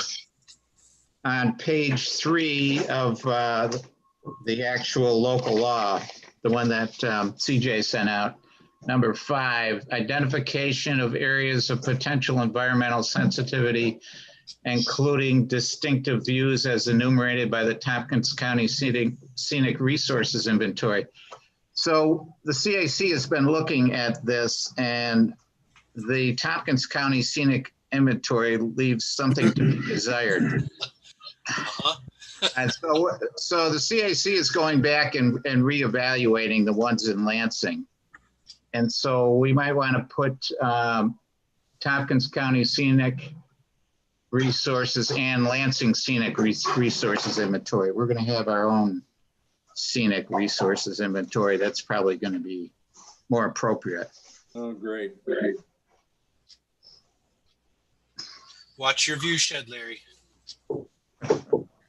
Don't get me started. Slowly I turned. Thank you, Tom. Sorry, Larry. Actually, we're actually eliminating some of the scenic resources that don't seem very scenic. Well, that's because the damn trees grow. Looks a little different than 1945, huh? Yeah. Yeah.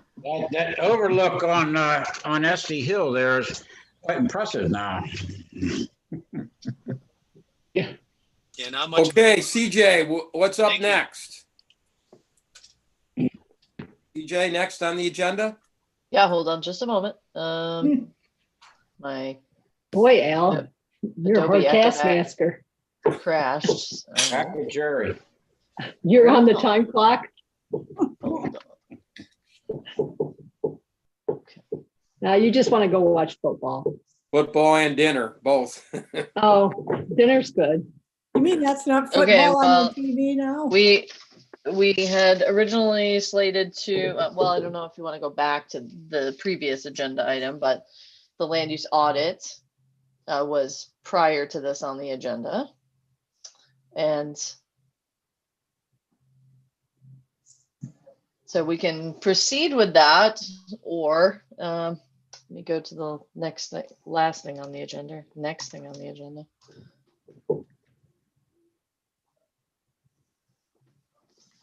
Okay, which was the review of, the next thing following edits to solar and wind local law is the review of my draft 2021 work plan, which we could review here, or you could simply send me comments on. The biggest challenge, of course, is that I have hundreds of hours more of things to do than people that exist. So, at least in this What are you capacity, saying? anyway. What are you saying, Are you CJ? empire building, CJ? I'm saying that there's, yeah, we're missing the clone or whatever. Yeah. So yeah, so I really need some help trying to figure out what to. It's called job security, CJ. Seriously, Oh. you would, what if there are some items that we just say, we don't really need to worry about that right now? Well, I mean, that would be helpful to really have guidance from this board, and that way I can tell, and advise town board, of course, on what you think are the priorities for my particular work plan. I'm always happy to give my opinion, but not everybody's happy with it. I would suggest rather than getting rid of items to prioritize is much more useful because there's nothing on that list that shouldn't be done. And sometimes a high priority item gets stalled because of something beyond CJ's control. And then you can like move things up the ladder. Yeah, I'm also anticipating that there will be a significant amount of time devoted to probably interfacing with the Office of Renewable Energy Siting and, the receipt of, shall we say, what are they calling it? Notices. So they're not going to be applying to the town, is my understanding. They will not be putting in applications. They won't be applying for site plan. They won't be coming before this board. But there will still be, I think, a need to be aware of the projects. And that, of course, doesn't really even have a line item in here unless you wanted to squeeze it under review and classification of development applications. TJ, are you planning for, realistically, for 2,000 hours? No, I'm planning for 1823 hours. Figuring contingencies and time off and that kind of thing. Pandemics. Yeah, no, that was not planned for last. I'm sure it wasn't. Sadly, but hey, I have to say, I got to give this board a huge shout out because you guys really, I think we postponed one meeting and then you guys are right back on it. And business never stopped. So I hand it to you guys for being willing to, to Zoom. Well, I think realistically, we recognize that we had to make the change because I don't think any of us really see this ending soon. Yeah. Nor did we see this lasting as long as it did either. Yeah, and it's not practical for us to do a hybrid, to try to do both at once. Yeah. And to that end, I did, I think Heather sent around the schedule of proposed meetings, the meeting schedule for next year. My idea is to, I've been trying to hear the concerns about public access and getting people engaged in the meetings. And one of the things I was thinking I could do to make it easier is to make a recurring meeting like we've done for town board, where it's the same link every time. It doesn't change. The same on the agendas over and over and over. And then it just essentially runs. Like when the meeting runs, people know, oh, okay, well, that's the link for planning board. I can just jump on. If you think that would be a helpful change, we'll just do that. Set them all up there. Yeah, I do that. I do that at work. Yes. Yeah. Okay, cool. We'll go ahead and set the those other up. thing. The other thing that's kind of annoying, but I don't know how we do anything about it, is even though we have fixed rules for privilege of the floor, we still have people coming in and talking about what's on the meeting. And I'm not thinking of any one person in particular, Mike, but that seems to happen. Well, I do believe CJ has a switch. Yeah, that's up for CJ to turn them off. Let's not put that on her. No, I try to but be we have a diplomatic. chair that can give the sign. Is it like a hook with a, Yeah. Yeah. okay, Anybody remember the Gong Show? Yeah. Oh, God. yes. All right, well, someone can get the gong and, okay, so that's really what I'm, I know all of these things are important, and I've tried to farm out some things that will be helpful, like the graphic enhancements to the land use ordinance. I think together we can deal with the text. You've already done a lot of great text amendments that will bring in, the work you did is not lost, of course.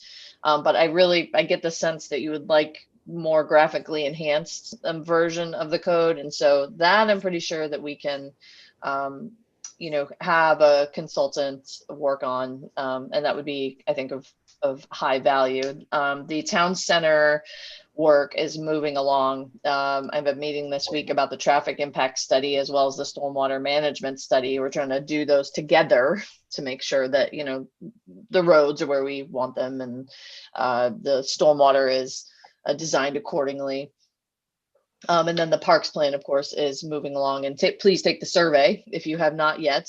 They've got quite a few responses, like a lot of responses, like hundreds and hundreds of responses. So as many as we can get would be great.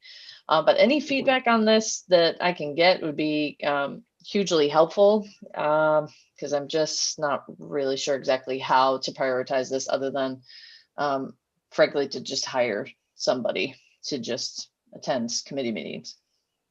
Yeah, it would seem like land use ordinance changes, that's kind of got to be front and center, I would think, if we want to get it done in a timely fashion. We'll take a look at it. Try to make some useful comments or suggestions about prioritizing. But I agree with Dean, that's front and center. That and enhancing some of the other ordinances that let us do our everyday business, so to speak. Some of the other changes we've been talking about, like site plan review. Yeah, I would see that as part of the land use ordinance update. And the buffer management that you've been after for a Same. while. Yep, same. Those would be great to have graphically enhanced, and that's totally doable. Buffers should not shrink more than 10%. I just mean we can illustrate them for different applications, and then those could be applied based on the scale of the project, essentially. So, but we can do that however you want to do it, but I can see some easy ways to do that. I've done some research. I'll write something up again if you want. No, don't send that again, because I already have it. No, different. Oh, Different, okay. more useful, because I've done some more research. Oh, excellent. Okay, well, great. Updated versions, of course, of the site plan wish list are very welcome. Okay, and so in the interest of time, I mean, we can keep going with the audit if you'd like. We're almost there. We have another few pages to go. We go to 9 o'clock. What's your timeline, Al? Jerry, what do you think? What do we got? 15 more minutes? Let's see if 20 more we can minutes? get it done in a half an hour. I think we're on like number 119 or something like that, and we only go up to 65. So a lot of this may go quickly. Yeah, CJ said 2.5 hours, and that would put us right at 2.5 hours. Okay. Yeah. Yep, that was just a suggestion, but of course. So let's see if we can take this up till 9 o'clock, and maybe a few minutes later if everybody gets long-winded and some of this stuff doesn't go as fast as it should, but we should be able to finish it tonight, I think. Go ahead and put her up, CJ. Okay, here we go. Alrighty. I have this one somewhere else too. Okay, we think we left off at 119, I want to say. Does that sound right? That's what Jerry said. Okay, clear and unambiguous standards in the zoning for lighting. In site plan, there are ones that we're using. I'm not sure if they're codified. Yeah, I don't know if we have anything, for pole mounted lights over the highway or, anything for what people are doing in their own yards outside of site planning. Okay, so I don't think there's anything by lighting zone, right? Like kind of in a rural to more suburban gradation. I don't think we have. I mean, if you look at the village of Lansing, obviously they've got at least one corridor along Trip Hammer there for a certain space where they've got sidewalks and they have appropriate lighting in those sidewalk areas. Do we have appropriate lighting in our one sidewalk that we have? Now it's dark as pitch.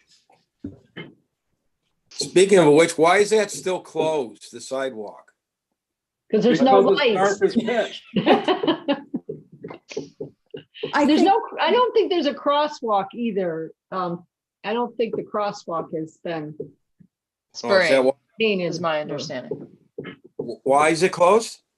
I think it was supposed to open in spring with the crosswalk across Oh. 34. Huh. I think we could get more clarity on lighting standards. We do refer to it in site plan, but I don't remember seeing them written. For instance, right now, if somebody wants to put a mercury vapor lamp or a sodium lamp up on their barn or their workshop, there's nothing to stop that. I'm not sure there, I'm not saying that there should be, but I'm not saying that there should be something to stop that, but I'm just using that as an example. Yeah, I can't imagine why we'd want to stop that. I'm pretty sure Lynn generally encourages people to do full cutoff lights, just in general. Just as a good practice. These days, but there's a lot of those old barn lights running around. Quiet. Okay, so it sounds like we could use a little bit more clarity, especially I was thinking for like a significant project. Something like Dutch Harvest that's sited in, a pretty rural area. Just kind of have a good handle on, the maximum amount of illumination we really want to see coming off of something like that. I'd like to know what the actual illumination was that they used at the state highway facility on Warren Road, because some of those poles look to be 30 or 40 feet high, and there's an awful lot of them. And if I were the judge, I would be out there with a BB gun, because they're shining right into the living room and bedroom windows of that house. I would be curious to know whether or not they kept to the 3000 degree Kelvin guideline for dark sky applications. Well, we can ask. Not that we can do anything about it, but it gives us something to look forward to in the future. Does the code office have a light meter? No, we do not, but I imagine the code enforcement officer would be willing to possibly invest in one. Yeah. Anyway, I think there are different ways that we can approach lighting zones, but we're not really clear about what areas are kind of in what zones. Like what do we consider, kind of more urban / suburban versus what we really want to keep actually dark. So yeah, I thought we were kind of doing that with site plan, where we came up with a site plan application by uniformly placing those limits on there, and then we're kind of pushing those lighting zones out wherever we did a site plan. If I remember, can you all hear me? Yeah. Not light enough. I didn't know. We had quite a discussion about Osmika with bollards or poles and how high the poles are. I thought it was we got told we couldn't do some stuff, and I think that's where we've got to get some teeth. And I think that's what you're referring to, but. Yes. Yeah. Okay, yeah, there are different Let's lighting. agree that we have to look at this again Yeah. and continue right along. We're not going to solve all these problems tonight. Okay, Yes. site plan. All right, site plan review. Are the uses subject to site plan review clearly defined? I think that we do a pretty good job with that.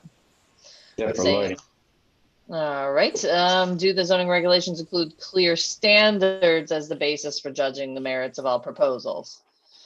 What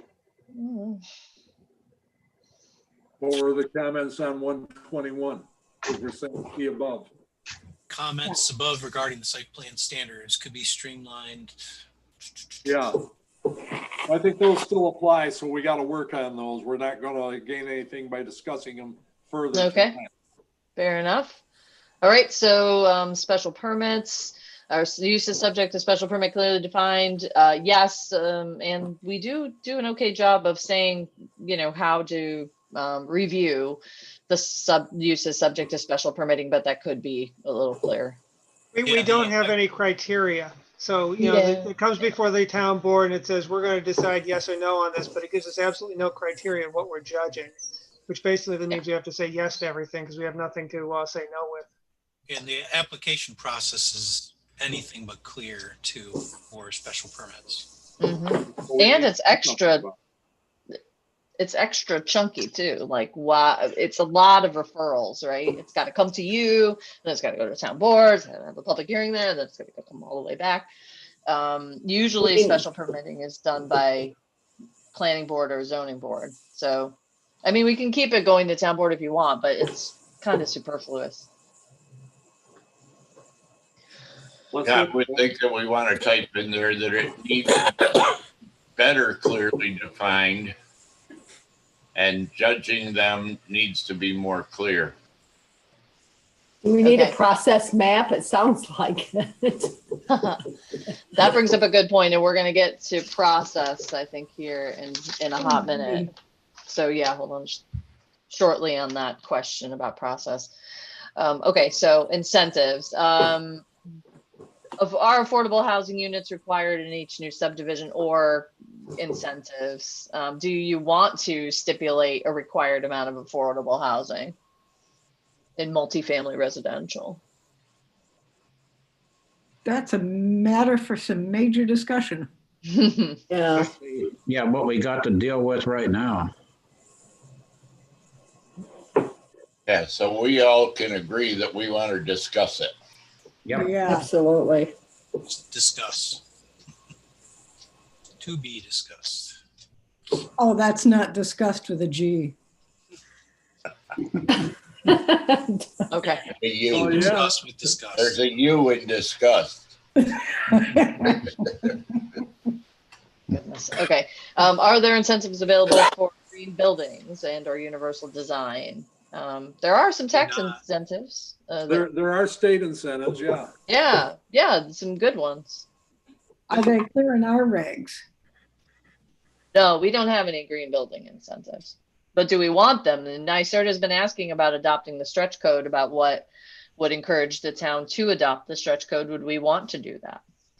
One of the things that stops is some of the requirements for LEEDs certification are a little bit arcane. And I know when I built my house, I used, you know, top-notch stuff, methods, recycled materials, things like that. But certification process was just, you know, it would have cost me an extra $10,000 to get the certifications for the things that I actually did. So I think if you're going to have an incentive, it should be based on perhaps not typical LEEDs or green building incentives, but by incentivizing people to use the most current state energy code and things Okay. like that. Yeah, Yeah, Okay, so like the stretch, right? Yeah, for renovation projects as well, new construction is already required. right. Yeah, And this is, I would think that the universal design is potentially more important for us to push because when we're talking new construction, because the prescriptive code is already, like Larry said, for new construction is already pretty rigid in terms of all the energy requirements. But there's really not universal design requirements there. And if we're going to be looking at housing that can really accommodate all ages, you're talking about universal design, and a lot of universal design is pretty zero cost. It's kind of like siting for solar. Which way do you put your roof on the house can also be potentially zero cost. okay, sounds like that could be a fairly straightforward add, if possible, at least the universal design portion of it, but I defer to the building code professionals on that one, but sounds like something to discuss. Okay, are incentives available to developers who provide desired community benefits and amenities? The only thing that I know of are the PDAs, right? Right. Everything else, we tell them, well, you got to talk to us. You got to talk to the Trails Committee. You got to do this, you got to do that, but we don't give them any incentives to do this or that. Well, the only incentive we give them is site plan review. In site plan review, we have a little bit of authority there. But that's a disincentive rather than an incentive. Well, they sometimes work the same. Yeah, true. And so the incentive zone area is going to come up it's going to expire at the end of next year. So that's the map that gives incentives to develop in the area around town center. In terms of tax abatements. Is this something I have it on the schedule for the work plan to look at this coming year, since we have 12 months to take a look at it. That's the only other thing that I've seen that would be an incentive in the town. Well, as I recall, the incentive zone that was made was never used because we couldn't get any interest in businesses developing in the incentive zone. So it all went to residential. I think the Lansing market received I think there might have been the only one to take advantage of it. Maybe a couple other. But there was the whole near off.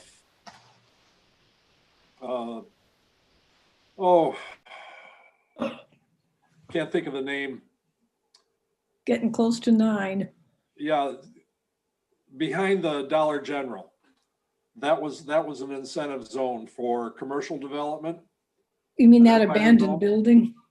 Yeah, and nobody would build there because we didn't have any services, such as water or sewer. So it all went to residential.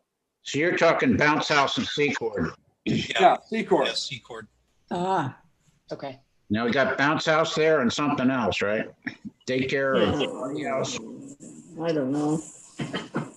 Okay, so that's how we're doing it right now is. That was part of an Empire Zone. That was an Empire Zone, and it was never developed as such because all they could get was residential to go in there. Right, but that Nobody wasn't wanted to build a business because we don't have sewer out there. Right, no infrastructure. Okay. Okay, good to know. Well, I'll be looking at that in the coming year. Okay, senior housing. Do we want to? The regulations don't provide any specialized housing types for senior citizens. Do we want to get into that or? Well, again, I think that if you tie that to universal design, that potentially gives you housing that is specialized for seniors just because it's got universal design concepts that makes it usable for them. Is this where we would end up getting into ideas that we've heard about where seniors can several senior families can get together and rent a big house, and then each of them stay in the rooms and share the common areas, which I think at the present time would not follow. We don't have any way to allow that to happen. But is this where something like that would happen? That would be more like group homes. Yeah. Well, they're legal now, right? Is this talking about, what do I say, add-ons or tiny homes next to the main house for No. seniors or? Oh, like Echo houses. I mean, yeah, we had that Yeah. conversation. I think they might be talking about like, you know, the range of kind of the assisted living kind of gradient, okay. right? Like Okay. from what is it? It's assisted living, then skilled nursing, and then then you leave. Then you're in a that's it. hospice. Nice. I don't think we disallow it. Right.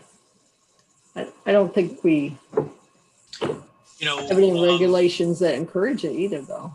right. Okay. Do we want to is kind of the question. Yeah. Because I know there's a need. Is there anything been said about the what was it, the girls' school? I know that we were not hot on picking up that property with an old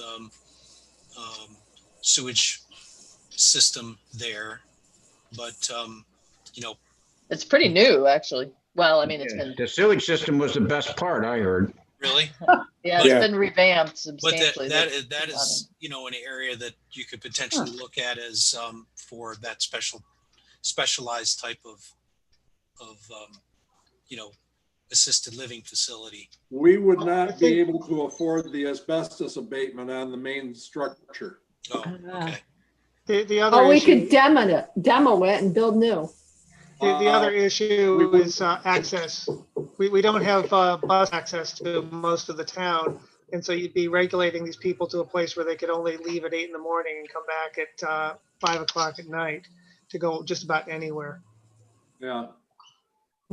Okay. Good Bus point. service is living a limited factor. Okay. Okay. I don't suppose they'd want to take the Lansing Trail to the woods to the bus stop. That's not bad to drive on. Okay. Golf carts, Here here we it go. starts. Yeah. Okay, that sounds like a topic to Yeah. explore a bit further. Okay, adult businesses, is the allowance of adult uses in commercial C still desirable? Meaning is that, or not commercial C, that's industrial. Oh, I think it's only allowed in industrial areas, I think. So, Yeah, and it was done that way because we can't disallow it. Right, yes, of course, it has to be allowed somewhere in the town, and I don't think it's really that much of an issue anymore. I mean, to a degree, but we've got downtown for some of that. Okay, so group homes, are they overly restricted or obsolete in the control exercised over private group homes?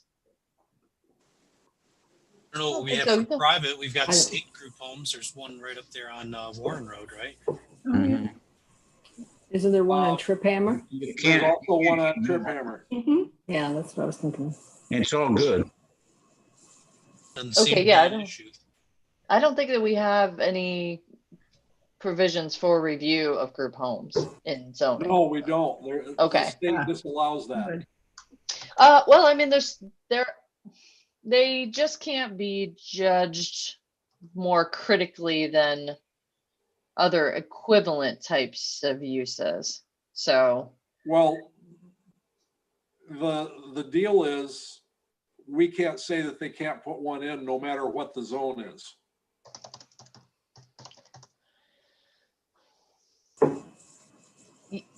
so yeah, group homes have to be, I mean, if they can show that they're, you know, a family unit for all intents and purposes of operations, then they have to essentially be treated the same, you know, as a single family home. But I think there are some criteria we could use Well, we'll find those later and move on.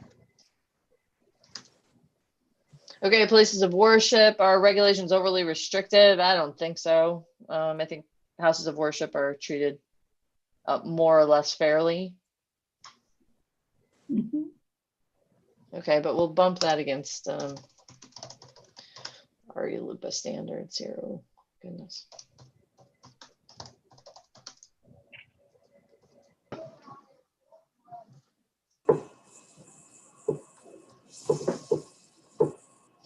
Okay. Okay, agriculture uses. Is land zoned as exclusively ag, or does the zoning include a substantial minimum lot size that discourages single family tract housing and preserves large sites for viable farm or other open space? That is what we're trying to do now by changing most of the RA to Yeah. strictly ag. Okay. Well put. There's any left after solar, right? If there's any left after solar, yeah. Being, make me sad. Yeah, what we had in there for comment was ag plan, and that's what the Yep. whole thing was boiling down to. Okay, got it. Right, is protection of ag land a basic purpose of the land use ordinance? Okay, that's getting into a very complicated question about how RA came to exist and all of that. We don't have to go down that I would road like right Go now. down that rabbit hole right now.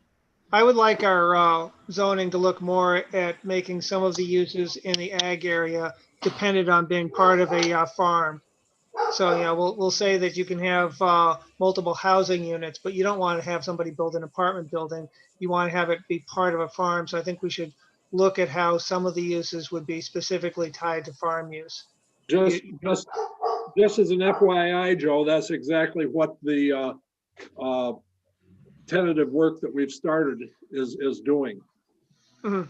That the right now RA allows almost everything, but the areas that would be changed from RA to strictly A, the only multiple housing, the only commercial development would be that development of that commercial or multiple housing that would be tied strictly to the ag use. Got it. In other words, for instance, if Willett wanted to put in an apartment building for their 60 odd employees. Right, then that would be Exactly. farm housing. Yes. Yeah. So, Thank you. okay, yeah, exactly. Okay. That's what we're We doing. also leave mobile homes in that.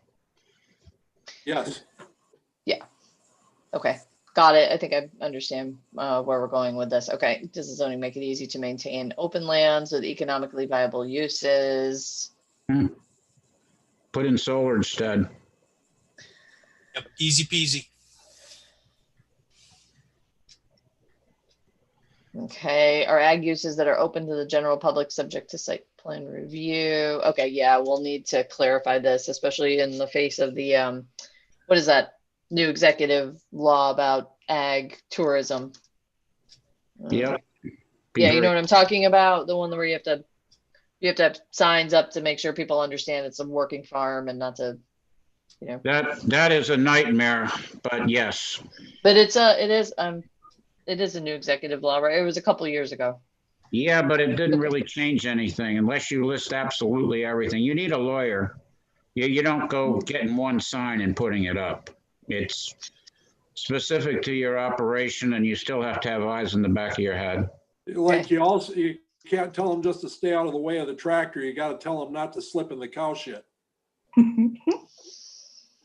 It's Sure, we'll be able a to flip that nightmare, in zoning, but- like Lynn said. Okay, yeah, and maybe we don't need to drag that necessarily into zoning, but just be aware of it at least and try to at least help people comply to the greatest extent as we can. Okay, planning board, is the length of time for project reviews and approvals reasonable?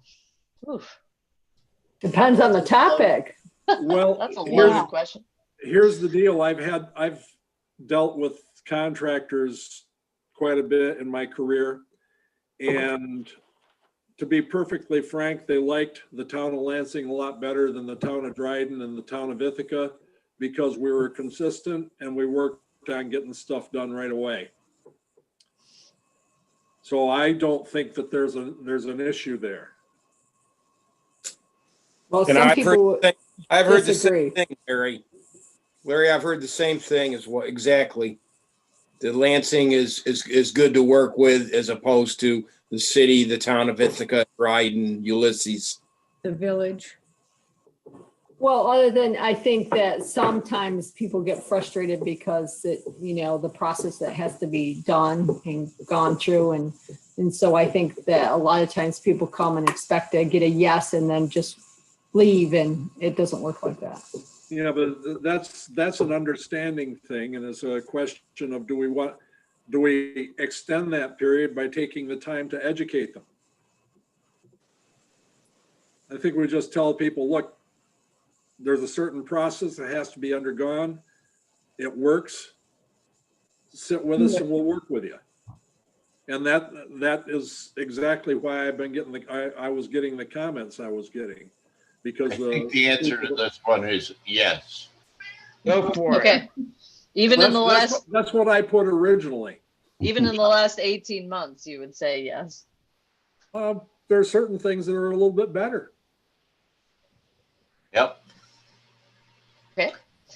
So to that end, is the review process transparent and efficient? So maybe the greatest extent it can be. Yes. Okay. And I see here something about project review committee wanting to be, is that saying that the project review committee should be more transparent? No, that project review committee will make the process more transparent and efficient. Yep. Okay. And have those notes, do you think, been helpful? Just a quick recap? Extremely. Yes. Yeah. It really makes the meeting Okay, cool. much faster. Wish we were trying to do it. Sorry, what was it, 7 years ago? Yeah, we tried before, but it was like pushing a rock uphill.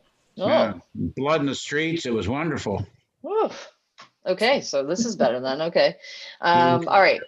Neighbor distance of 500 feet adequate. Not Your always. mixed reviews on this. Okay.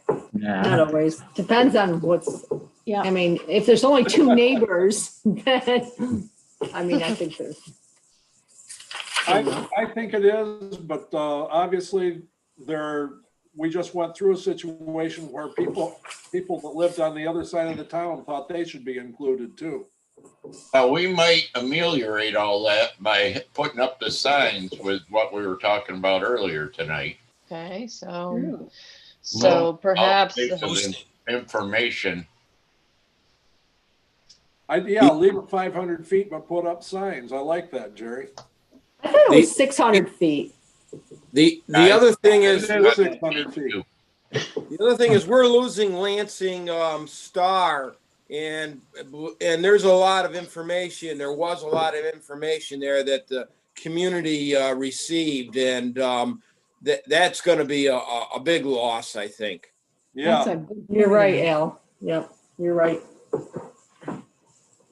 the one thing we could do that might be helpful, and Heather is a real whiz at this. We could run a few different scenarios in different parts of town and see how many addresses are covered, say at 500 feet versus 750 feet versus 1,000 feet, and see if it's, a greater order of magnitude of work to do, just on like a couple sample projects, right? Just grab a couple parcels and say, okay, well, let's buffer these. Let's see how many addresses we get.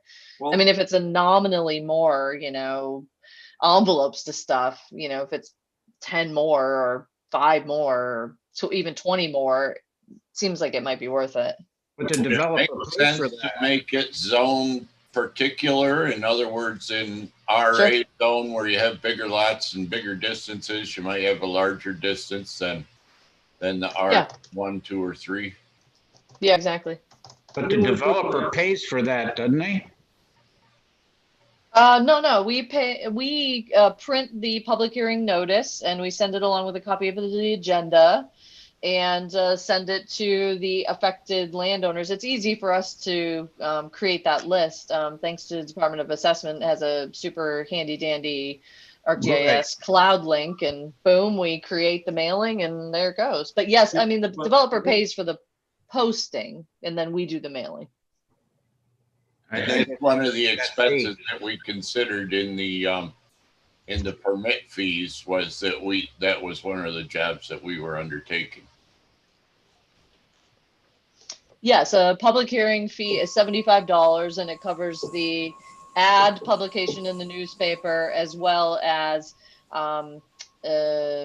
us doing the mailing to the neighbors within that distance. But I'll ask Heather to go back and take a look.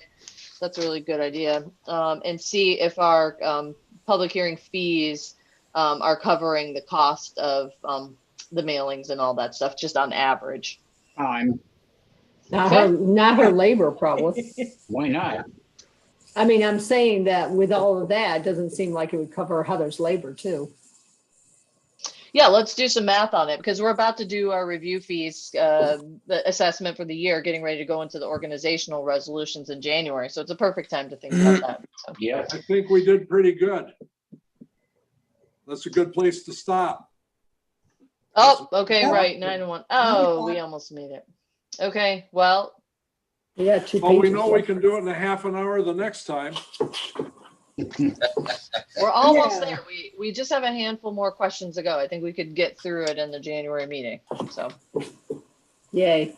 Okay, and thanks for your patience with this. It's been very helpful. I think the rest of them will be quick. Yeah, but it's really helpful to hear from all of you about process, how you feel like it's going, how you want, what you want to see change and what you like, what you don't like, what we could be doing better. I always appreciate feedback on that. So thank you. Well, some of the things that we're doing now, because you're here, are things that we've been trying to get done for several years. And a town board that's interested, or town supervisor anyway. Yeah. Difference. Okay, great. Well, good. Well, thank you all. Appreciate that. Thank you very much for showing up tonight, and the meeting's adjourned. Okay. See you Nice next holiday, everyone. Bye-bye. next Monday. Remember, don't forget. Next Well, we Monday. get training. Get training, right? Tomorrow. Training's tomorrow. Some of us have training. Oh, Train You got to tomorrow. learn how to be civil. what'd you That's find right. out? I'm gonna have to do it on the road because I'll be coming back from